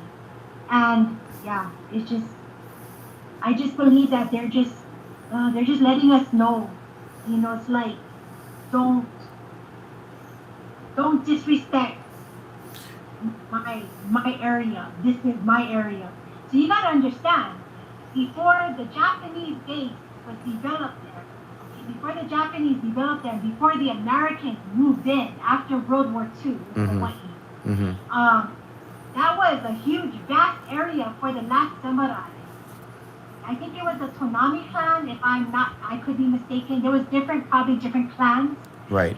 But if you remember the movie The Last Samurai, Love that that's where movie. it was partially filmed. Mm-hmm. Tom Cruise, that's where it was partially filmed on that base. But Awesome. lots of history. World War One, World War Two, and then the samurai. Lots of wars. Lots of wars. Lots of, oh my gosh. Death, suicide. Yeah. I wonder if she may have done something inadvertently to cause that. Tony the Yeah. Rock, thank you for the question, Tony, but we're going to hold off on questions a little bit longer until we reach towards the end, okay? Thank you for the question. We will definitely ask that question as well. Neil Thomas says hi to you. Hi, Neil. Thank you for being here as well. Yeah, I mean, do you think that she may have done something? I I'm gonna be honest. I mean, she's still my friend on Facebook. I don't want to disrespect her, but she's a sweet, sweet person. But Probably I was inadvertently, not on purpose, right? Something inadvertent. I was scared. I was scared to really hang out with her. I was Mm-hmm. not scared. I was just not scared. It's just I had boundaries. I had a lot of boundaries living in Japan. Yeah. you know? Uh Yeah. huh. So I've been warned. Like, I'm so lucky. I've had Hawaii people of Japan, telling me, mostly Hawaii people that's been living on Japan many, many, many, many years. They would tell me, local girl, they'll call me local girl, don't, be careful. Be careful when people tell you about all these ghost stories. Just be careful. Don't hang out with them. The ones that are getting haunted a lot, don't hang out with them.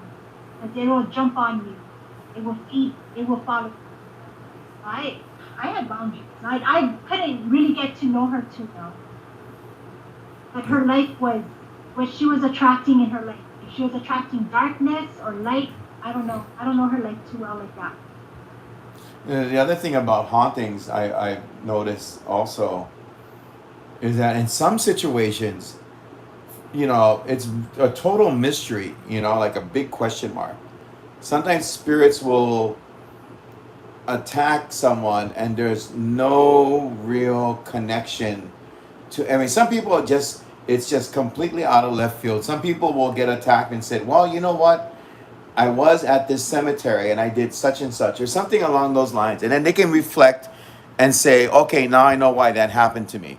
Some cases, it's just for no particular reason, or maybe the spirits are just angry at something, and for some Yeah. reason they chose to vent, and then they saw that person as a good person to, not a good person, but the right thing to do for them, in their opinion, to vent upon. So, yeah, but then again, it probably changed her life, right? She was probably very nervous all the time and all that She stuff just too. didn't want to talk about it. I tried revisiting. I tried even before, before our last interview in March. Yes. I tried revisiting with her. I messaged her, and you can tell when somebody's hesitant. They don't want to talk about something. You can tell. I can tell through text. I Right. don't know, maybe I'm gifted, or maybe we're just too smart. I don't know.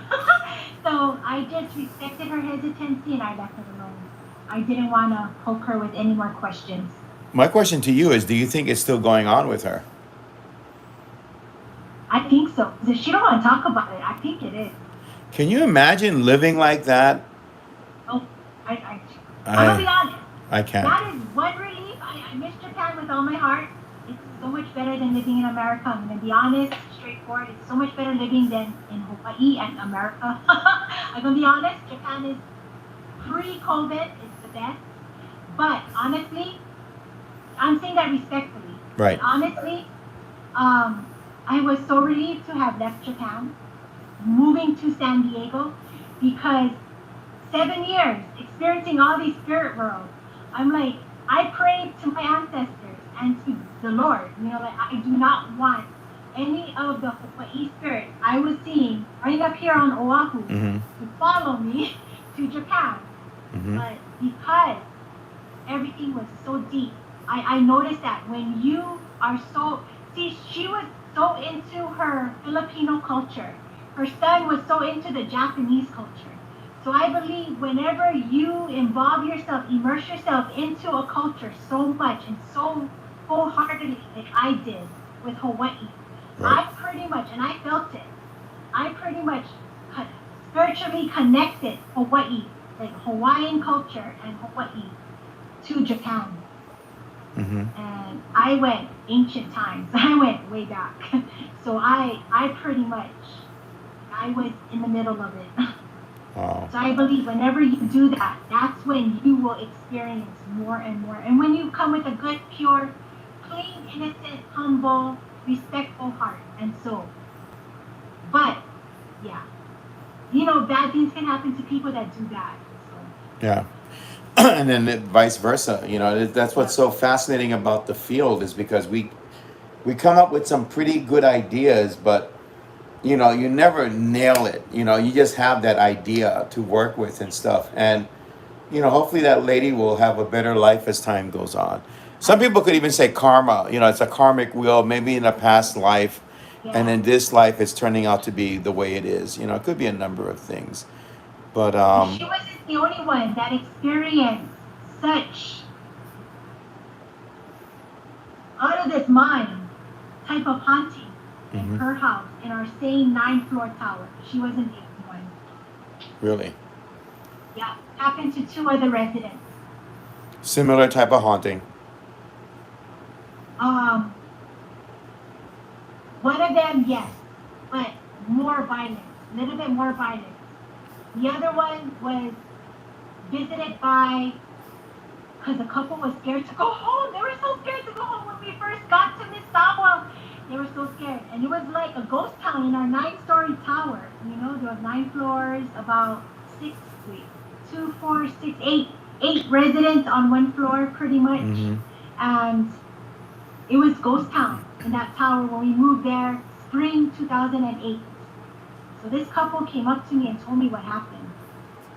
They said this young young. They were like way younger than me, in the early 20s. Young Air Force couple.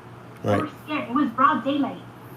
They said that morning, the wife had a knock on her door. Actually, it was a doorbell ring. Okay, and she looked at the peephole, and it was a Japanese maintenance worker. So she thought, oh, okay, so her husband was getting ready to work for the Air Force, right? He was getting ready for work. So she thought, okay, it's 5 o'clock in the morning. What is he doing here? Okay, so she thought maybe her husband called it in, emergency. So she opened the door, and he says, I'm here to check all the fire smoke detectors and your carbon. Is it the carbon? What is that called? The seal. The Yes. seal too? Yes. Detectors. And she said, okay. So she let him in. He walked straight into her house without touching any of the smoke detectors in their living room and their hallway, and went straight to their master bedroom way in the back. And then he was just quiet. An hour later, her husband comes out of the room. He's ready to go to work. It's like 6-something in the morning. Hey, hon, did you see that Japanese maintenance worker that I let in the house? And he goes, for crying out loud, why would you let a Japanese worker or maintenance into the house 5 o'clock in the morning? And no, I did not see anybody walk out the house. But why is our backsliding door to their back lanai, or their back porch, their back balcony, open? They lived on the 7th floor right above us. Why is it open? To get out to the fire escape. So none of them, the husband thought she came into the master bedroom while he was in the shower and opened up the sliding glass door, which was already open, wide open, and get to the fire escape stairs. The guy was nowhere to be found. They ended up calling, soon as the business opened for the maintenance on base, the Air Force maintenance housing. They called maintenance housing, and they found out nobody was doing a base-wide safety check like that for us, especially 5 in the morning. They said if something like that happens, flyers will be sent out, emails will be sent out. Mm-hmm. Yeah. So she wanted to warn me. So we thought it was like a rapist. We thought it was because there were incidents, of things happening out in Japan. Rare, very rare. Nothing like America, but very rare. And we thought it was a criminal, but that's when I started hearing more stories from other residents. Mm-hmm. They started seeing things, ghosts and all that. And it wasn't as creepy as my next door neighbor. Oh, that takes the cake, yeah. Totally chicken skin, I agree. 13 May, thank you for being here tonight. Appreciate you spending time and listening to these incredible, very scary stories of the restless spirits of Japan. And that's what I think they are, basically. And it could be based upon culture and everything else, with the way they appear and how they go about doing their business and everything. Dee, there's a I posted it on Ghosts of Hawaii. There's a oh, okay, take care, 13 May. There's a nightclub in Misawa, is it? Yeah. That's kind of crazy. You been to this club? Oh, many times. I danced hula there. I was invited for hula performances. Mm-hmm. Navy balls. My friends' birthday parties in the officers' club. So it's an enlisted / officers' club, and a dining place. So it's like a ballroom, huge ballroom. It's a nightclub. It's a fine dining on the officer side. Yeah. And this dates back. So the history of, lots of activity there. Lots of activity. I wonder why. Okay, I'm sorry, I'm jumping ahead of you. I'm so excited. No, it's. Oh, there's that feedback again. You gotta turn the feedback down. I don't know who's got the feedback on your end, but someone's got feedback. So anyway, before going any further, that last story you shared about the maintenance worker and stuff, just like on the last show that we did, I'm affected by that. I don't know why. It was so random the last time. The last time it had to do with a road that you were talking about, and then it just triggered me, and then something happened. But for some damn reason, that one about the maintenance worker, and it was kind of happening with the story of that lady that was being attacked and being held down. But it's just like this last story you mentioned. It's like there's like this heavy. I'm feeling a heavy negative energy, and I felt that one thing interesting about doing this show, I can reflect upon experiences with actual presence of ghosts. So before you go any further, just to let you know, I don't know why that happened, but again, that one is affecting me right now, and it's just crazy. So it's not your fault. So you know, I asked the questions, and things happen. It's not your fault. I know.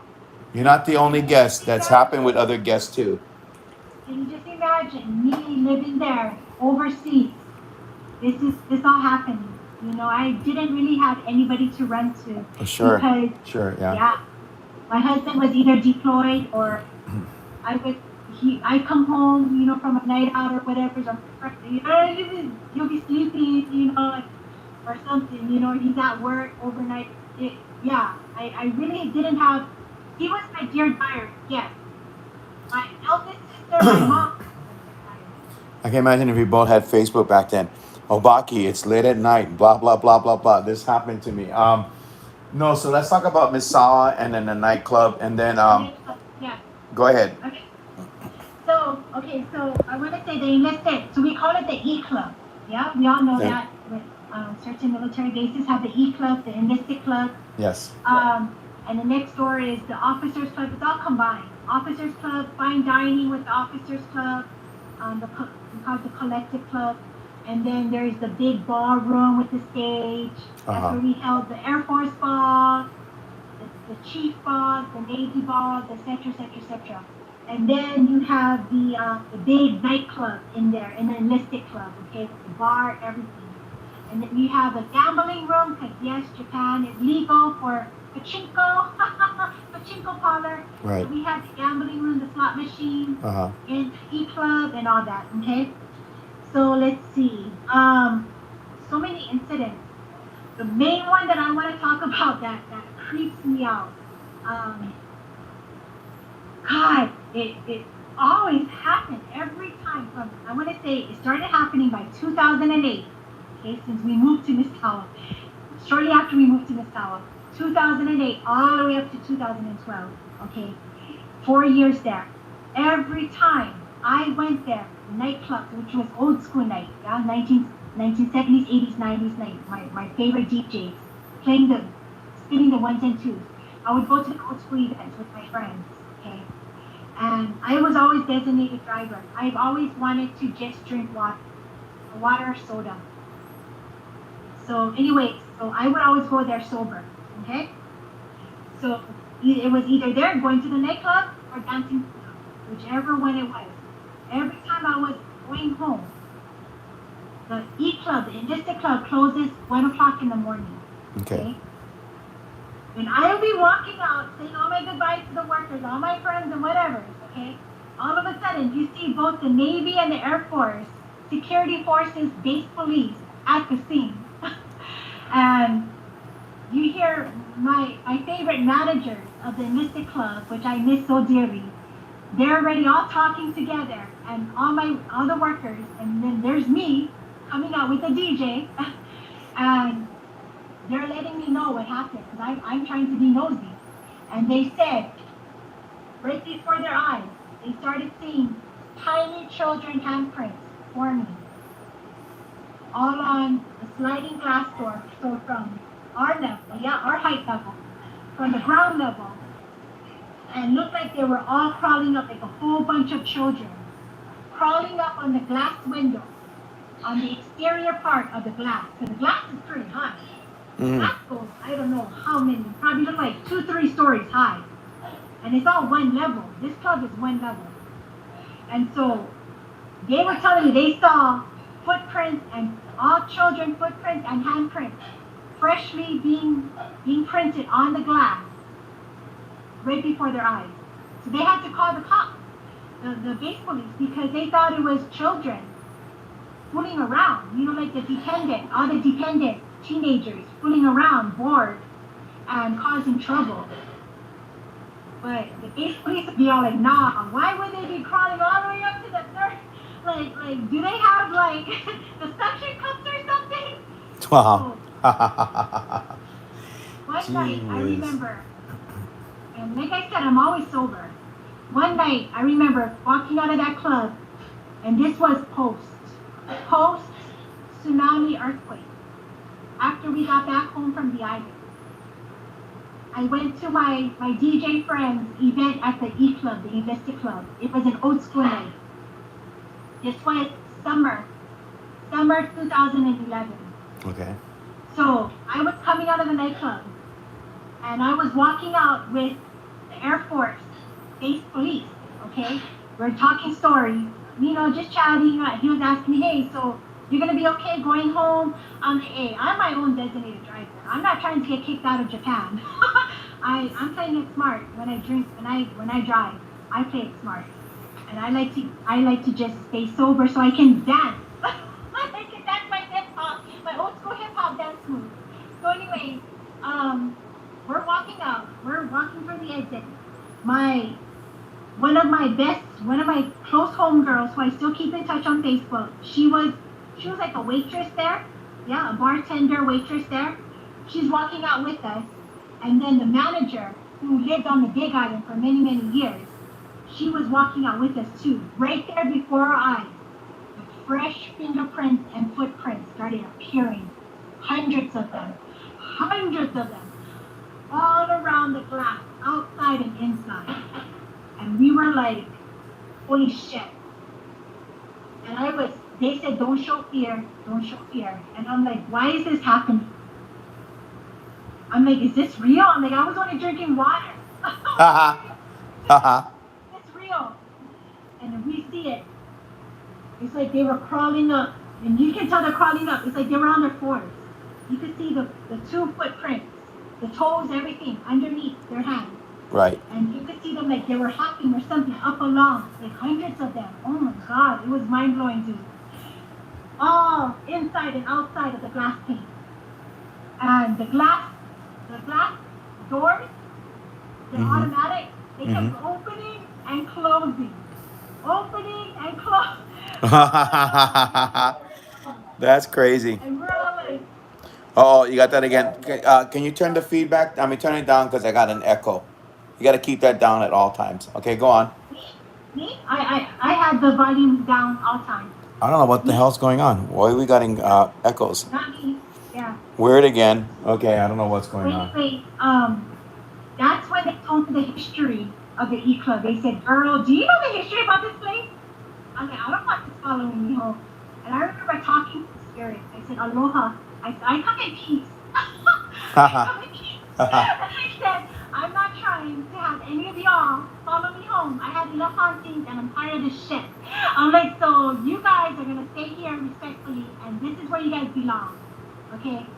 I was scared out of my mind because I didn't want to bring it home to my sons. My sons were elementary age. My oldest son was babysitting my youngest son. Oh, wow.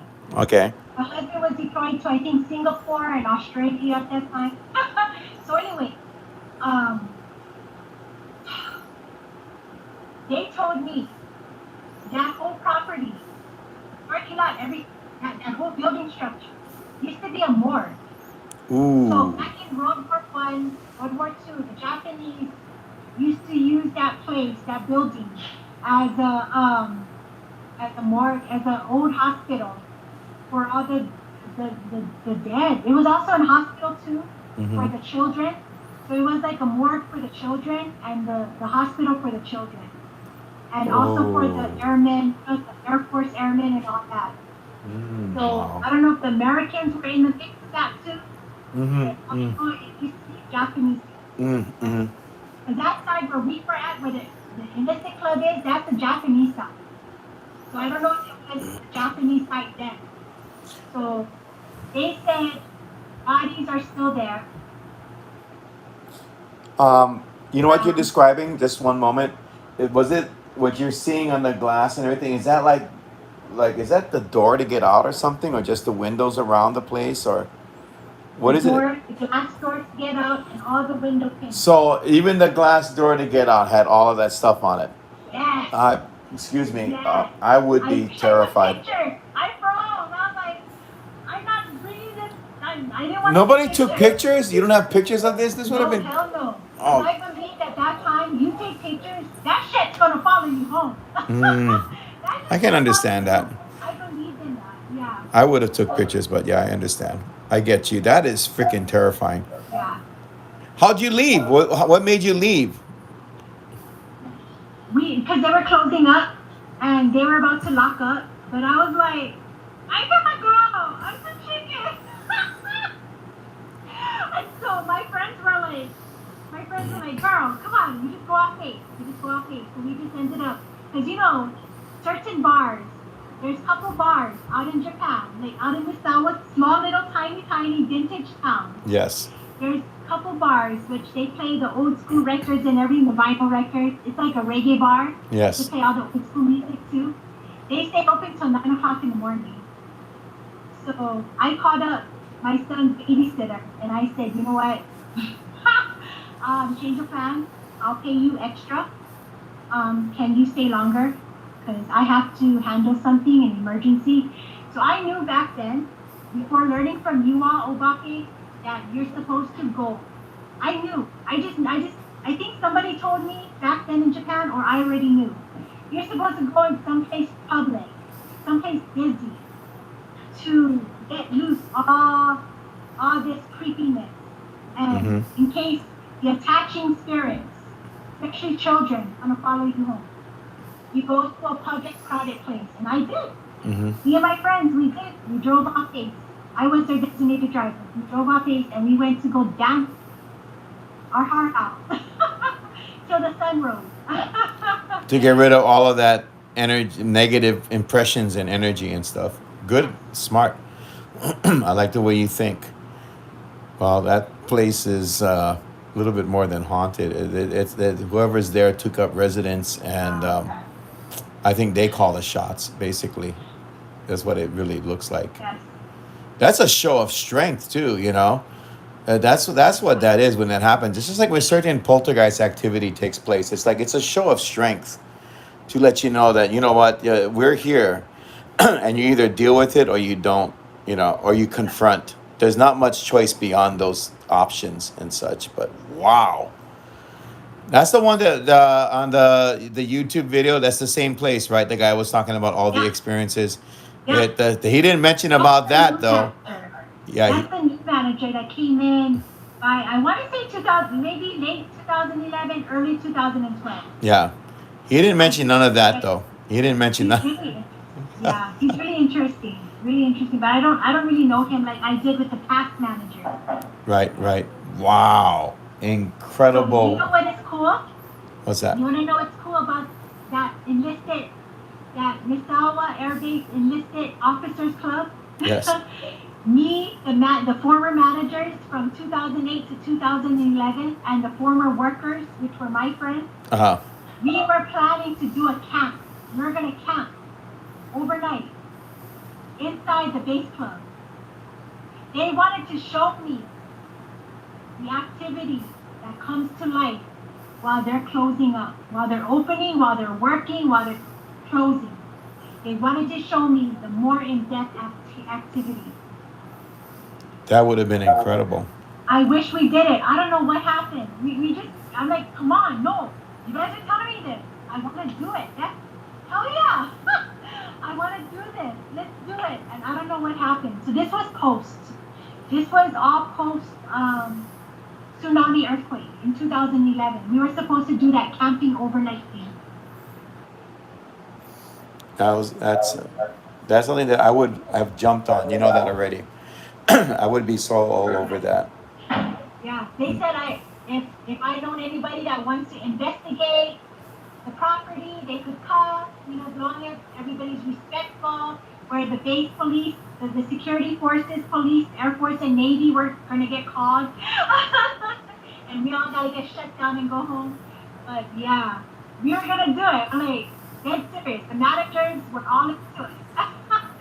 I don't know what happened. Something happened, and we just ended up just not doing it. Oh, that's a regret I have. That is incredible. Thank you so much for sharing about that one. But That place has got to be yeah, well known, man. It's got to be well known by now. You know, oh after yeah, all of that stuff that happened at that nightclub, probably one of the most haunted nightclubs I've ever heard of. There's a thing about spirits, yeah. They gravitate. In that case, it's different. It's the history it's showing itself. But in most cases, spirits gravitate towards places where people get together and have fun. uh, Theaters, restaurants, nightclubs, all classic examples of what spirits. You think that, well, we are the only ones that enjoy this. I think spirits enjoy it as yeah. well. But what you mentioned was a creepy vibe. That's something like it's doing things on its own terms. It's not really saying, well, we appreciate you being here. It's not saying that at all. At least that's what I'm getting from what you just said. I believe they were just letting us know that either, because kids, they said the Japanese children are very tickled. They could have been mixture with Japanese and Americans, Hmm. but they're very tickled. They get so happy when human life is around, but very mischief because those hundreds of fingerprints and footprints sprawling up like Spider-Man invisibly all in front of our eyes appearing. Dude, That's I just was like, this is what I said. This is exactly what I told a lot of people in Japan. Hawaii, all the hauntings that I experienced on Hawaii since I was a little girl is nothing compared to what I just witnessed here my whole life in Japan. Nothing. after what you described. I have After. not, I don't know if I met Lay Merchant, okay, or Pele, okay. There's scary things. There's scary, scary, scary dark things here too, right? Scary things that can happen. But I'm just saying, Japan just seems, for some reason, just seems more intense. It just, dude. I'm like, I would talk to the air after praying. I would talk to the air, please don't scare me anymore. I cannot handle this shit. I'm getting old. I'm not getting younger. Let me let me ask you though, if you were to go back to Japan, would you go if that club was still around? Would you go back to it? It's still there. Oh yeah. Oh you are yeah. you are a brave person. I would do it all over again. But I would come with a different now that I'm more knowledgeable and Yes. a bit more knowledgeable, not entirely, but a bit more knowledgeable. I have no fear. No fear. It's not like an ego. It's not an egotistic like how people like, yeah, yeah, yeah. Sure, I'm not afraid of ghosts, whatever. No, it's not like that. It's more of a respect for knowing nothing, knowing that boundary Hmm. and knowing that I have protection. I've always been told I'm protected.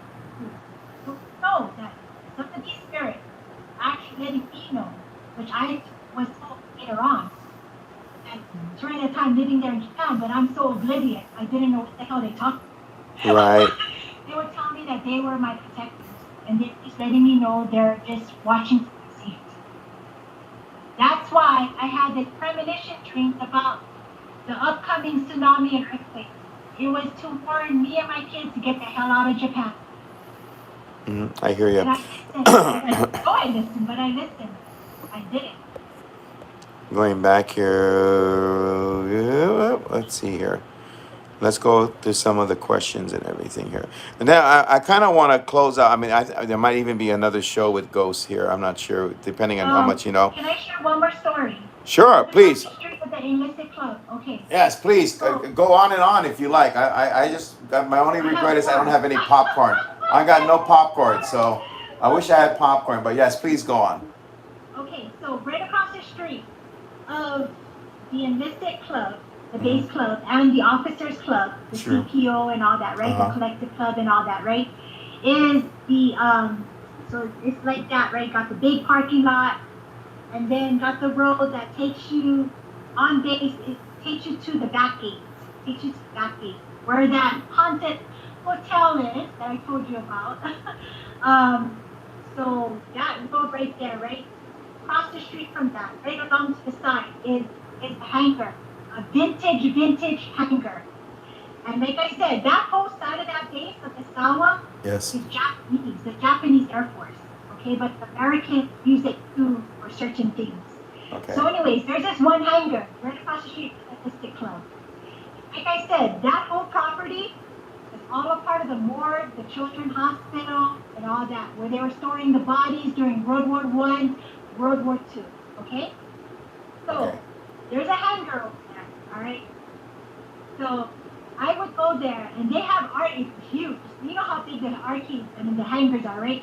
They have, as soon as you enter the hangar, you see a bunch of billiards, a bunch of pool tables right to your right, okay? And then all to your left and all the way in the back, it's all arcade. It's like Fun Factory all over again. Fun Factory or Dave and Buster's. Okay. You see all the arcades, cool arcades, Japanese, American, whatever. And then you go further in, you see a huge entire dance floor, a huge nightclub. So this was made for the airmen, the single airmen and sailors. Okay? Then they opened it up by a certain year while we were stationed there for all families, all hands. They call it all hands. Everybody can come and enjoy that airman attic. Okay? Well, one night, it was January 2012, I was invited to do poetry night. Poetry night, my guy friend who's the DJ and a promoter, former Air Force guy, he was promoting an event for, first it was a poetry night on a Saturday night, and then it went into old school night, like an old school event. Uh-huh. Hell yeah, I came prepared to boogie man on the dance floor. So after all that ended by 12 o'clock midnight, okay? I was helping to clean up a little bit. It was just me, my DJ friend, promoter, and my Japanese friend that was running the airman attic, okay? So, she and I was talking. It was like after midnight. The blizzard started to pick up. A blizzard started to form outside of on our base, okay? I was like, shit, man, I'm not driving in this blizzard. So, I asked if I can stay a little bit longer to wait until the blizzard calmed down, and it wasn't. It was getting worse.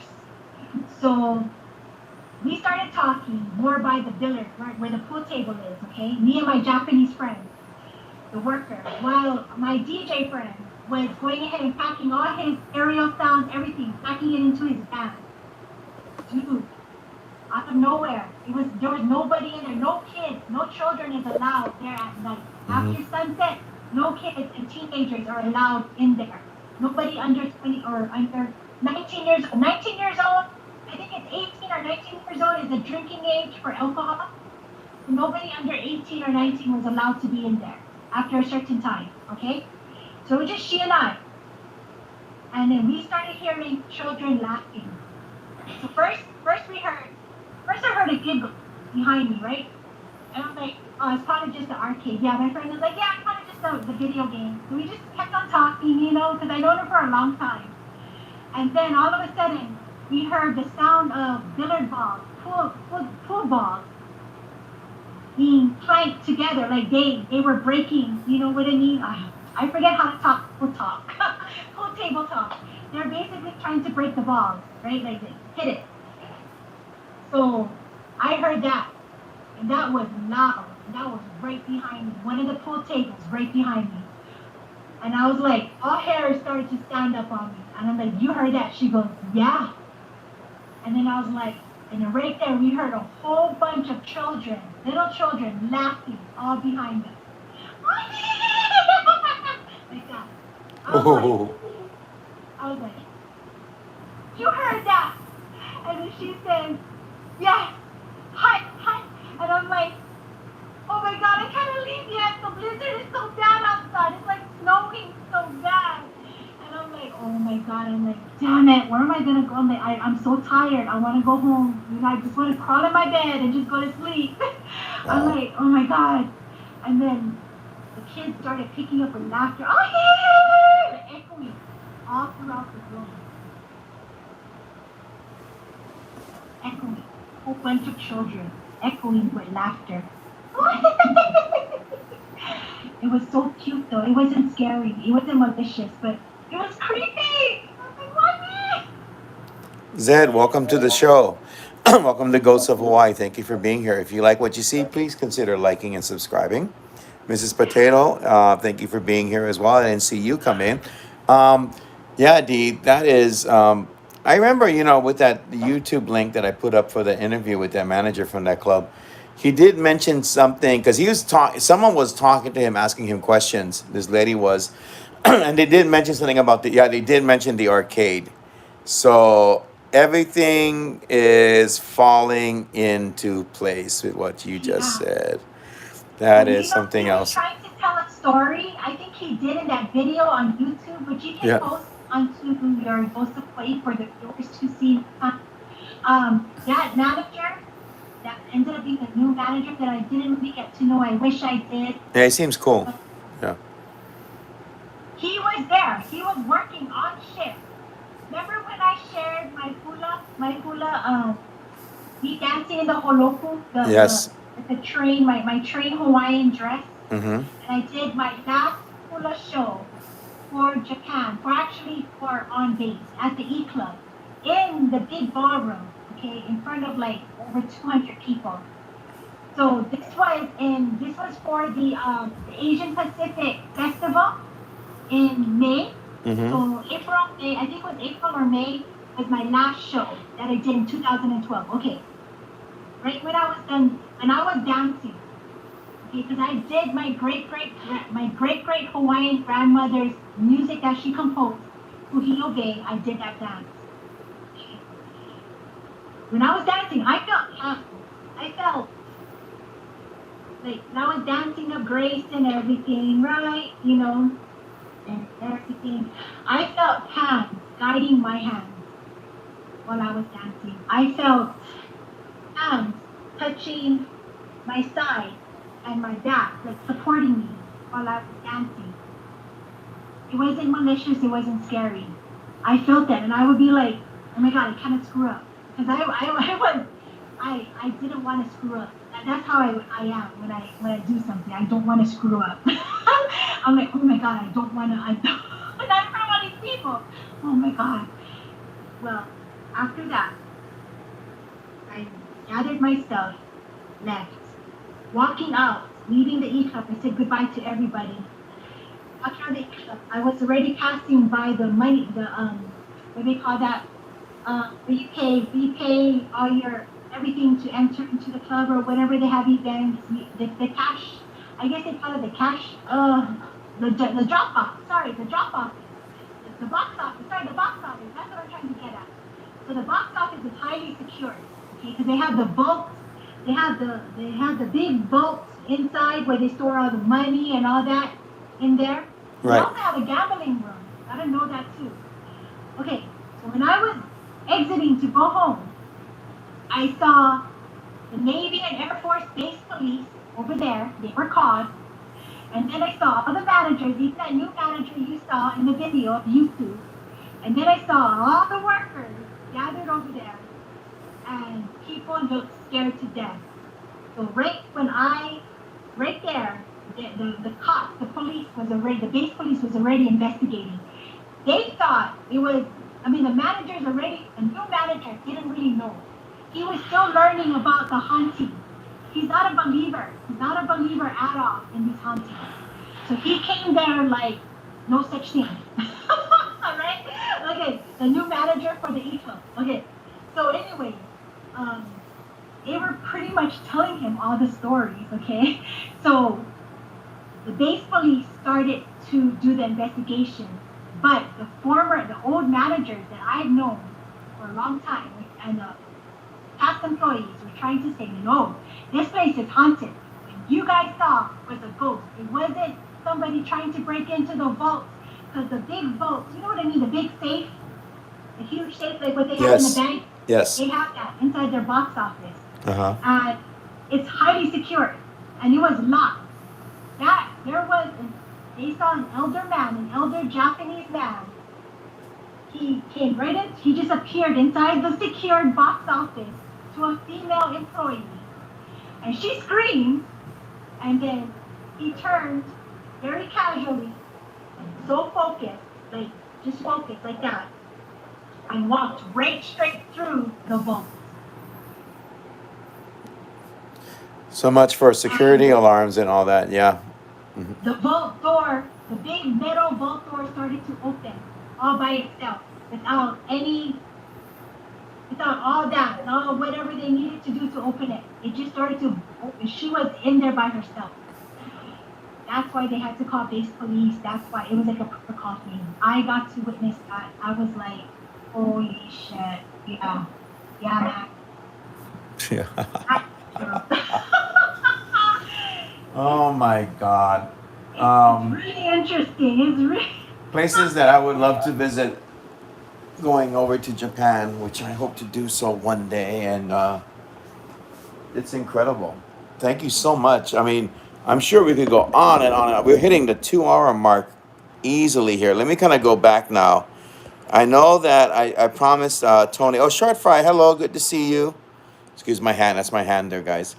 Let me go back. Da da da da da. Tony wanted to ask something. Let me see. admissions office. Yeah, maybe. If that's what it is, admissions office. I always call it the box office.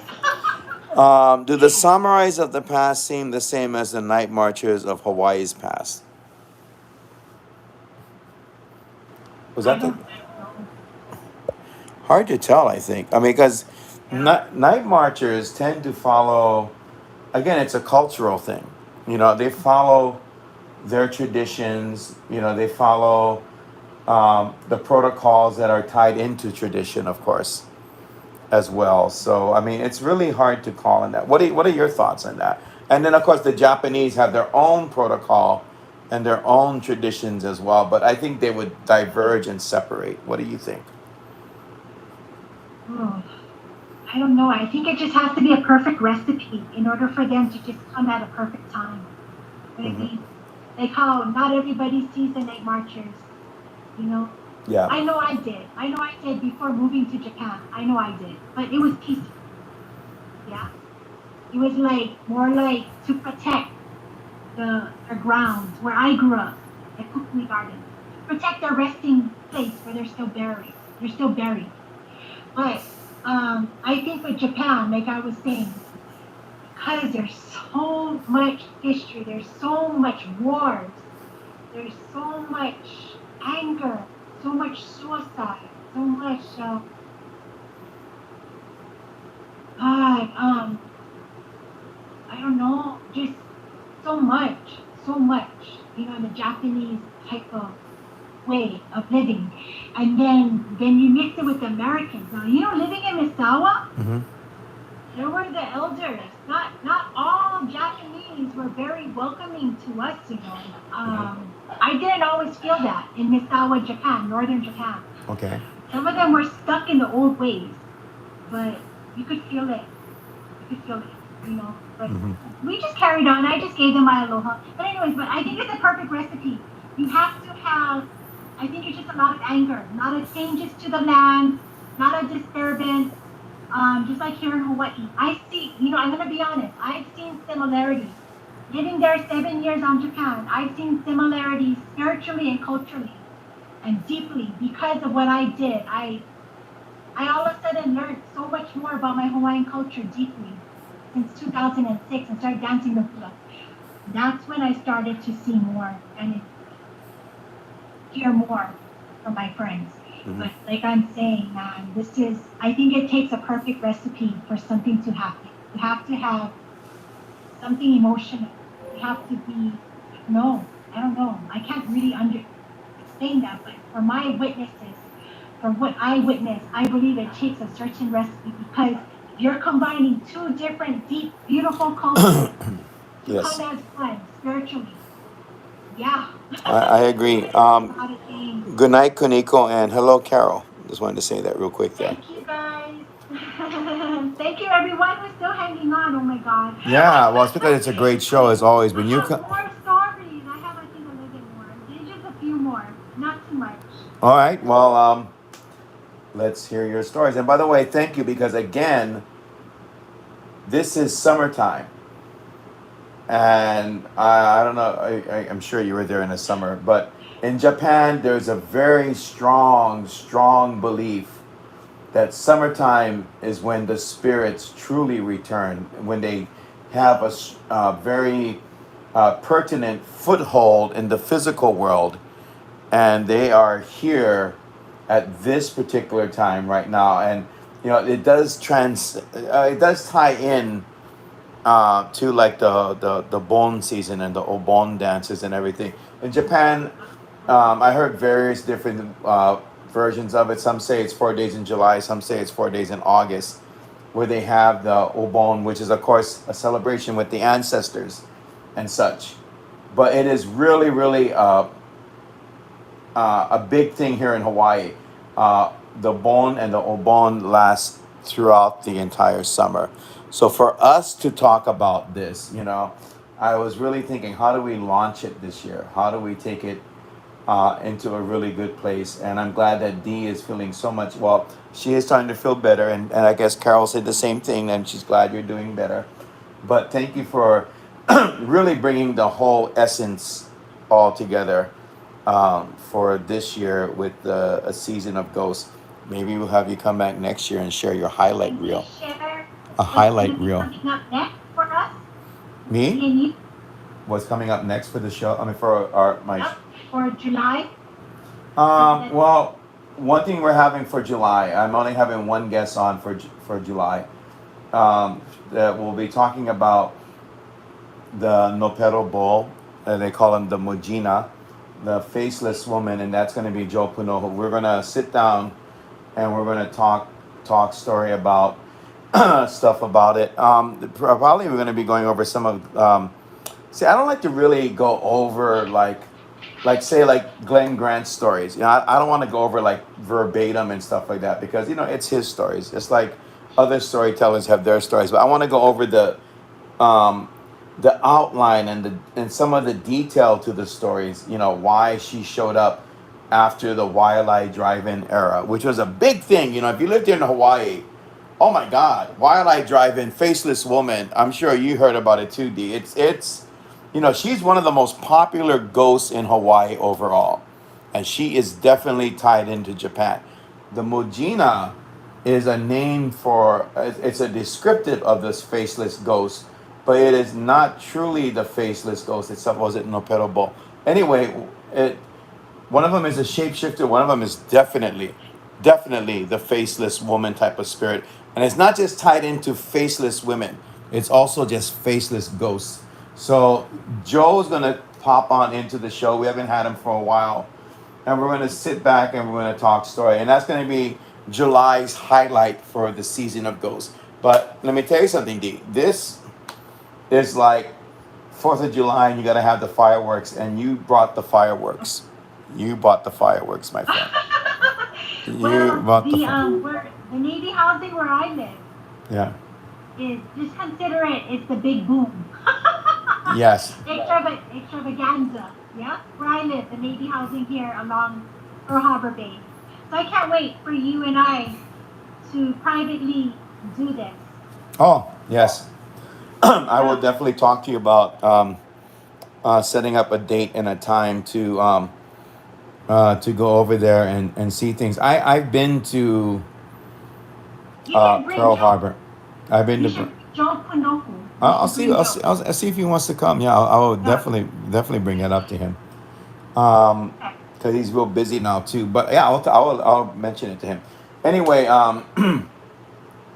that's for like the continuation of that, and then maybe in August, I will read some Japanese ghost stories. I will definitely read some Japanese ghost stories. So we got stuff to look forward to. And then, of course, this Thursday, everybody, please mark it on your calendar. You know how I go to my community board, and I will leave you a flyer to let you folks know.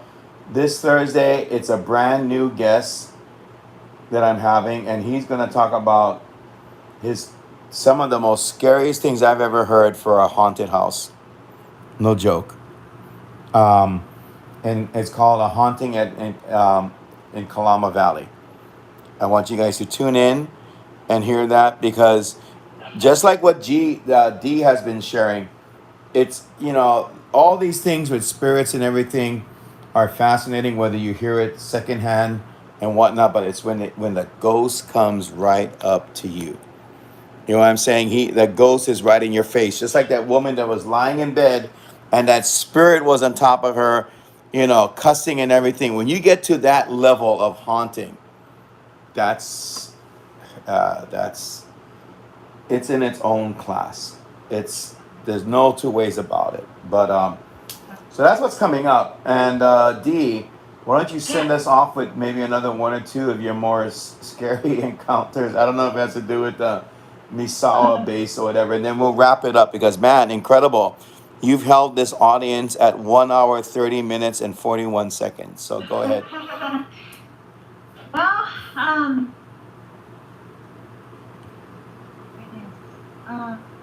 those were the most creepiest. One of it, I mean, there were others. There was another creepy one that base police have witnessed when they were called to one. But I rather end it with this. Okay. Because it just, because you and I were speaking about this, and it'll just bring a lot of more respect for Japan. So let me get closer to the camera. Okay, go for it. Okay. So this would be my official last hula dance my official last hula dance for Japan. Six out of 7 years. 6 years I was dancing hula, performing for Japan, off base and on base. Okay. So this one happened, the 1-year anniversary of Japan's huge earthquake and tsunami. In our vintage Misawa town off base. I was invited by the people of Japan, by the people of Misawa, to come, the Japanese people, to come.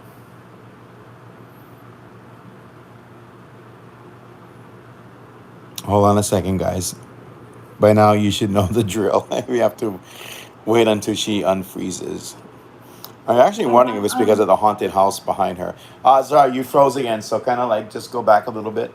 Did I freeze? Yeah. Okay, look like I froze. Okay, I'm back. Yes, you are. Okay. So, what happened was, I was invited to go perform that. Okay, 8 o'clock. I had to be there 7 o'clock in the morning. We had to be on stage by 8 o'clock in the morning off base. This was right outside of our gate of Misawa Air Force Base, okay? So like I said, this was the 1 year, honoring and remembering the 1 year anniversary of the huge earthquake and tsunami in March 10, 2011. That morning, I was asked by these Air Force friends of mine, they're like young airmen. Some of them were from Hawaii, some of them were from Guam, okay? They had asked me to come and teach them the hula I was going to dance for the people of Misawa that were the survivors. And I said, sure, I would love to teach you guys. Where am I teaching this? They said, come to our barracks. I'm like, okay. I'm not going inside the barracks, but yeah, I went inside the barracks. So I went inside their barracks. Okay, this was like about, oh my God, like 5 o'clock in the morning. So I'm showing them the dance. I'm showing them the hula, okay? 5 o'clock in the morning, showing them the hula of my great-great-grandmother's hula, Kuhio Bay, okay? And then all of a sudden, like, it felt so spiritual. It just felt so spiritual being there, showing them this dance. Like, the morning of my performance. And in my friend's Japanese cell phone, okay? It was not even bright. It was not even bright in the room, okay? In this one female's cell phone. I'm dancing. I'm showing them how to do the dance, okay? And then She just freaked out. She freaked out. She dropped her phone. She freaked out. And I'm like, what? Dude, so what we ended up seeing was when we went to go do the playback of the recording, me showing them the dance, everything, and as soon as music starts coming on, oh my God, we see two blue orbs. Okay, now usually we know that it's probably a light source, right? Okay, yeah, that's what I thought it was. Two blue orbs just shot out from the side of her phone. You could just see it. Just shoot out both sides of her phone. And then you see it come back into the frame of the cell phone. And it's circling around me. This time it's like circling around us, but then it starts gravitating around me. And it's like just dancing. It's like, so I'm just like lucid, yeah? I'm just doing all my graceful dancing, okay? And it was just following my shape, my form. The two orbs started just dancing with me in her video. And then when we were done, it just dispersed. Well, let me ask you a question. Do you think, definitely sounds like spirits, and usually the blue essence in orbs is not a bad thing at all. But do you think that these spirits somehow sense that this was your pauhana, this was your aloha, that you were finished with everything, you completed whatever you were going to do in Japan, and they showed up for that reason? What are your thoughts on that? I don't know. I believe it was heavy. It was heavy, like a beautiful heavy. I had to sit there. I cried. I cried. I had a moment. It was a beautiful cry. Hi, Brad 2000. It was my guardians, my protectors, or the Japanese spirits just letting me know thank you. Because I didn't even share anything here with you guys about all the volunteer that I did. I think I did in the first segment we did in March, how I volunteered so much in all these fishing villages. I went deep into the devastated areas when me and my kids finally flew back to Japan by May 2011, when Secretary of State Hillary Clinton allowed all Americans, especially the military families and military members, to fly back to Japan. When it was safe because of the radiation plume and no more aftershocks anymore. All the aftershocks were done by May 2011. And that's when the Navy got us back home to Japan, out of Oahu, Hawaii. Still stuck here, stranded here, which I love. But anyways, I knew, coming back to Japan, I'm going to share Hawaii as a healing to the people of Japan that suffered all these earthquakes and tsunamis.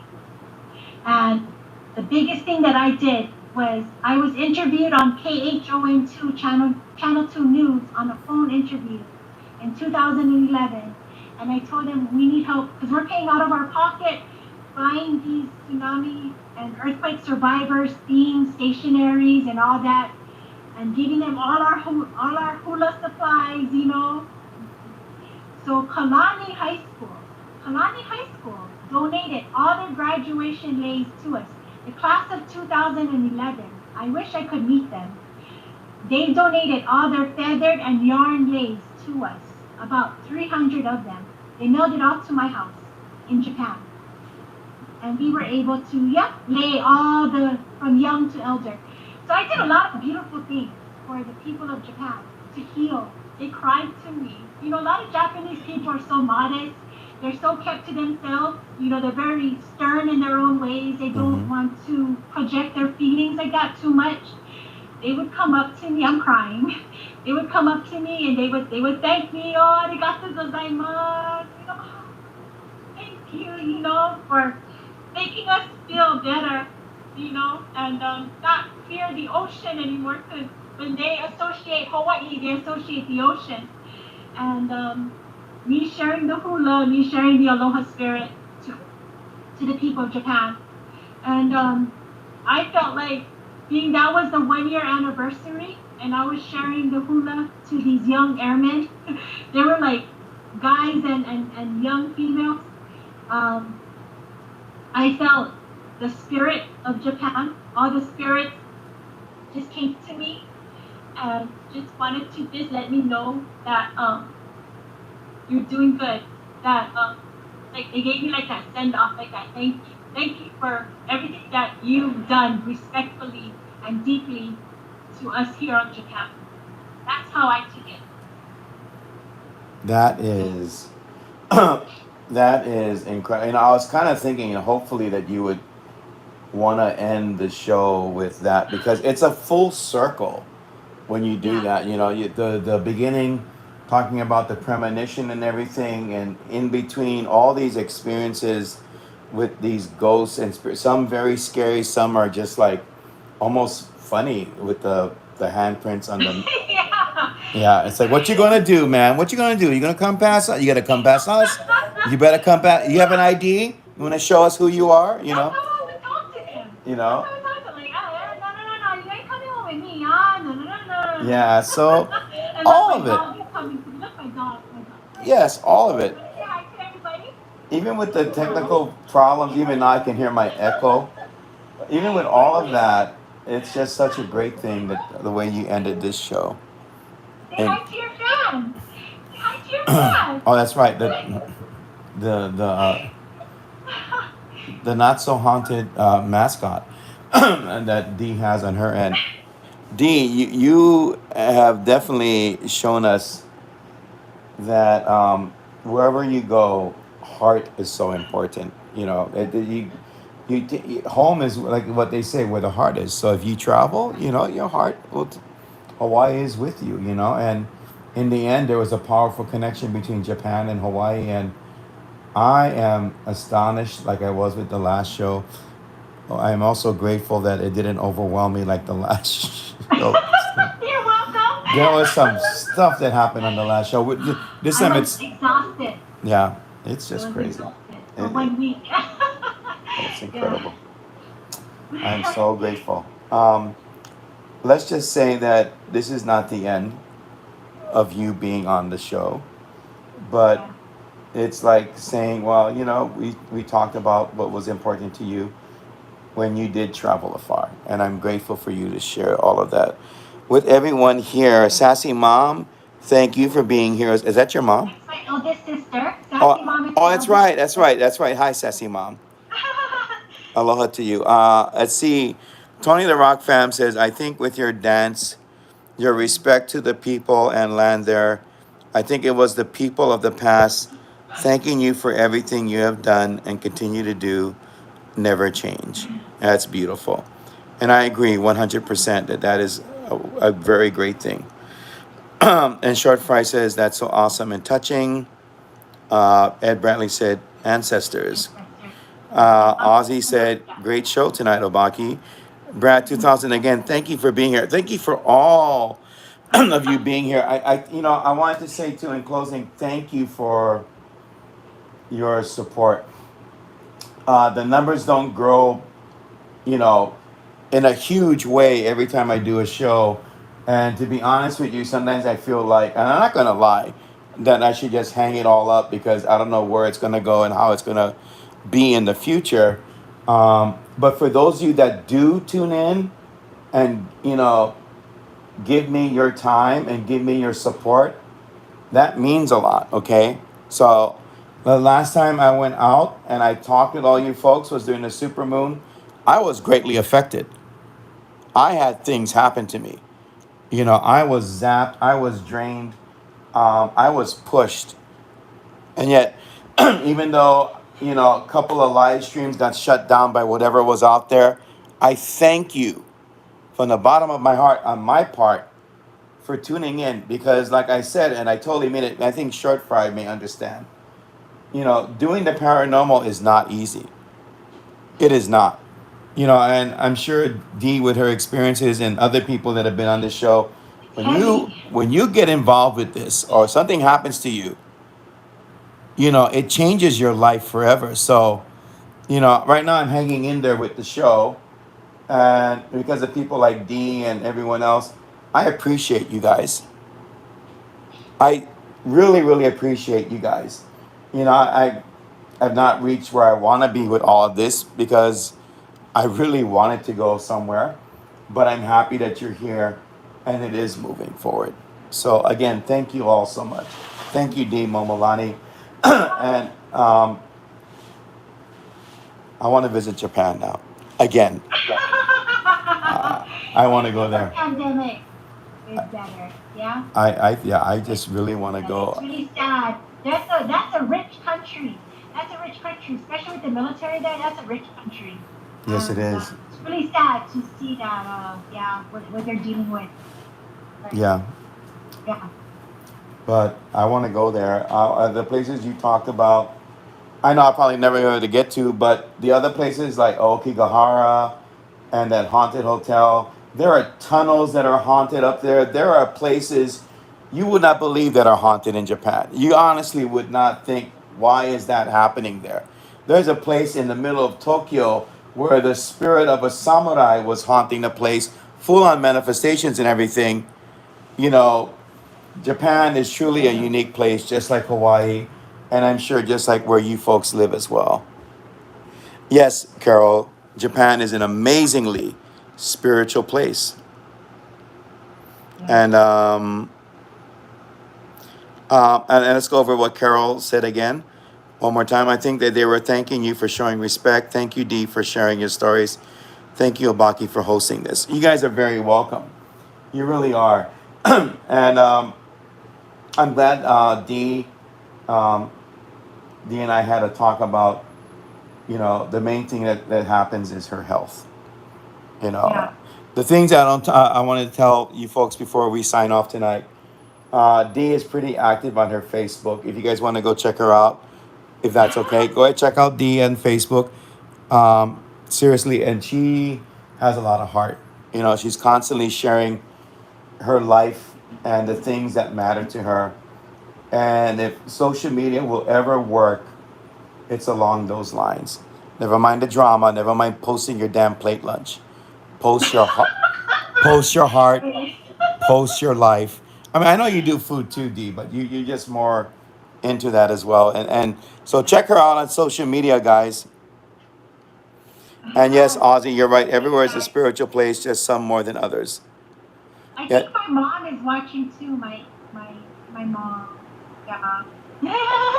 She was my dear diary. Oh, Yeah. thank you, Tony. Good night, Tony. Oh, yeah, Dee's mom. Hello. I hope you're doing well. All of you are doing well. Dee, I Yeah. hope you had fun tonight because I really had fun. It's just incredible just to sit here and talk with you and share these experiences and such. And I guess we'll be doing some other stuff too in the future. And we won't talk about all of it right now, but I you, want to. Oh my god, I'm so excited. you want to talk, you want to share what you're going to be doing. Okay, go ahead. What do you want to be doing on the show? Go ahead, share. Okay, I'm gonna share a cliffhanger. Okay. Oh, arigato gozaimasu. I cannot read kanji or katakana. I cannot. Oh shucks. Oh, I should have learned. But okay. So yeah, arigato gozaimasu. Mata ne, mata ne. So I think I don't know. It depends on Obaki's schedule. I think it's gonna be middle of July. We don't know. We don't know I'm yet. Yeah. invite him to my Navy housing. Okay. Being that I was former coordinator neighborhood watch and the voice of the community here for 600 plus military retiree residents, yeah, I respect the property very much. But anyways, so yeah, so it's just gonna be me and him, probably another. We'll see. Anyway, so the cliffhanger. Sorry guys, cliffhanger. So with me doing the neighborhood watch. Okay. I hosted a meeting. It was actually ended up being my last neighborhood watch meeting here on our Navy housing at our recreation hall. We have a recreation center next to our housing office here on our property. And I went ahead, rented a room, everything, okay? And then my HPD officer came and few of the residents came. Anyways, long story short, after we were done, there was just one resident, and me and my police officer left. It was like about 8 o'clock at night already. Okay? Now, mind you, that recreation room, which I'll share with you guys when Obake comes here to my Navy housing, that that recreation hall, that recreation room that we use as a party room or for meetings, ended up condensing all because there's air conditioning, and it wasn't even that cold because it was so humid outside. This was like around August 2019. That was the date, August 2019. It was humid here on Oahu. So all of a sudden, the room started to get cold, like icy cold, like ice callus cold, like freezer cold. We were looking at each other like, what the hell's going on? It has never been this cold before. And I put it up to like 75 degrees. 75 degrees to keep it mild, That joker felt like it was like 30 degrees, 30, 40 degrees, okay? And all of a sudden, all the windows started to condense. All the windows around us started to condense in the party room. Us three looking at the windows. My resident, who ended up helping me out with the neighborhood watch, he ended up saying, because he's gifted, he ended up saying, "You're here." And I'm like, "Who's here?" And he goes, "The spirit. The spirits of the land and the spirit that protects you, Dee, and probably the HDD officer. But it was mainly the ones that protect me." And he said they started pressing themselves up against the window. You could just, I'm going to leave it like that. I'm going to leave it like that. Until you come up off it and we start filming and we start doing, I guess, what you want to do, the voice box and all that, respectfully. Oh, yeah. Well, yeah. I'm going to put that as a cliffhanger. That shit freaked the freak out of me out. Like, freakazoid freaked me out. A little bit of retro going on with what you're saying there. Thank you so much, Dee, for leaving a cliffhanger out there. And I'll get in contact with you when the availability, and we'll set that up and let's see what goes on. Okay.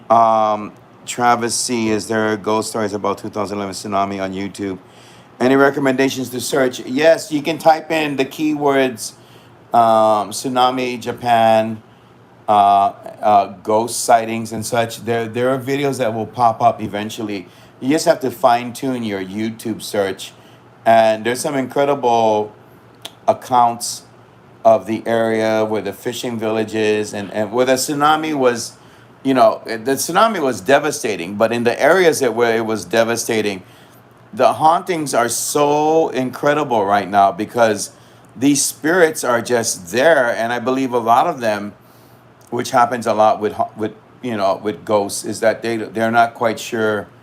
I'll give you an example. Okay, here's an example of what I'm talking about. So this I believe it was a cab driver encounters this woman, and this woman is talking to this cab driver, and she says, "Did I die?"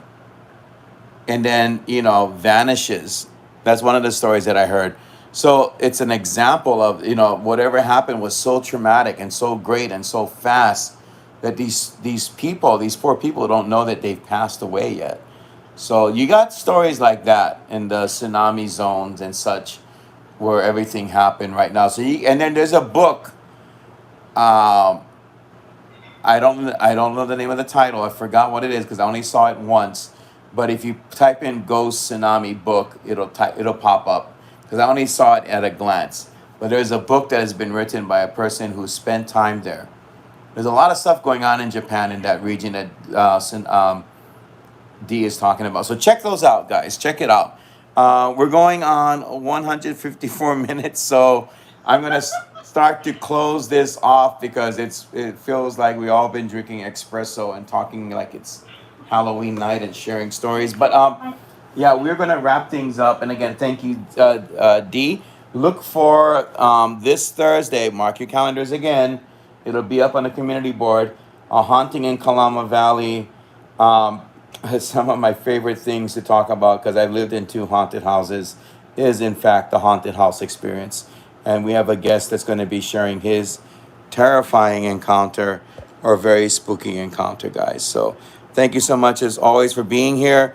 Dee, you are fantastic. Thank you for everything as well. Um, more stuff in the future, guaranteed.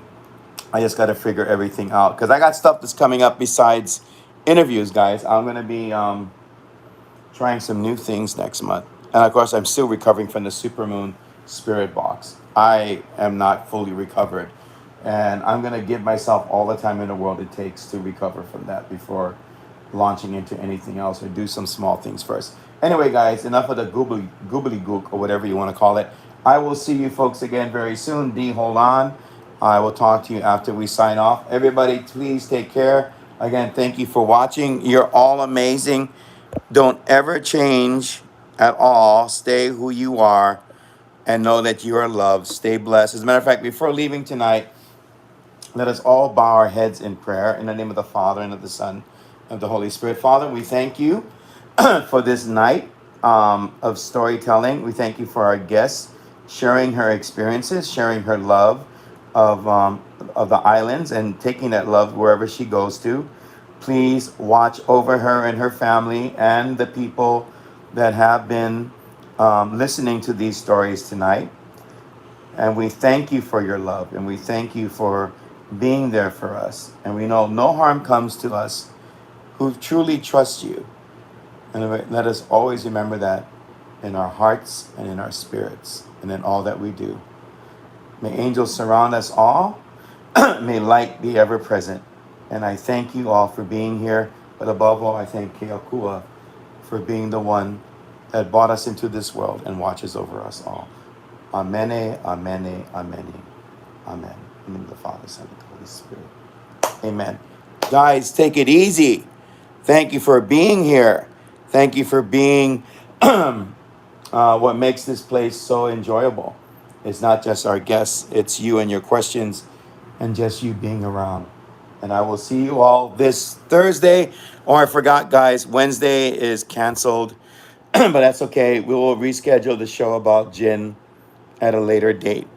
You all take care. Ghosts of Hawaii, you're home for a dose of ghosts. And an incredibly adorable guest by the name of Dee Momilani. Take care, everybody. Good night. God bless you all. See you Thursday, 8:30. A haunting in Kalama Valley. Aloha.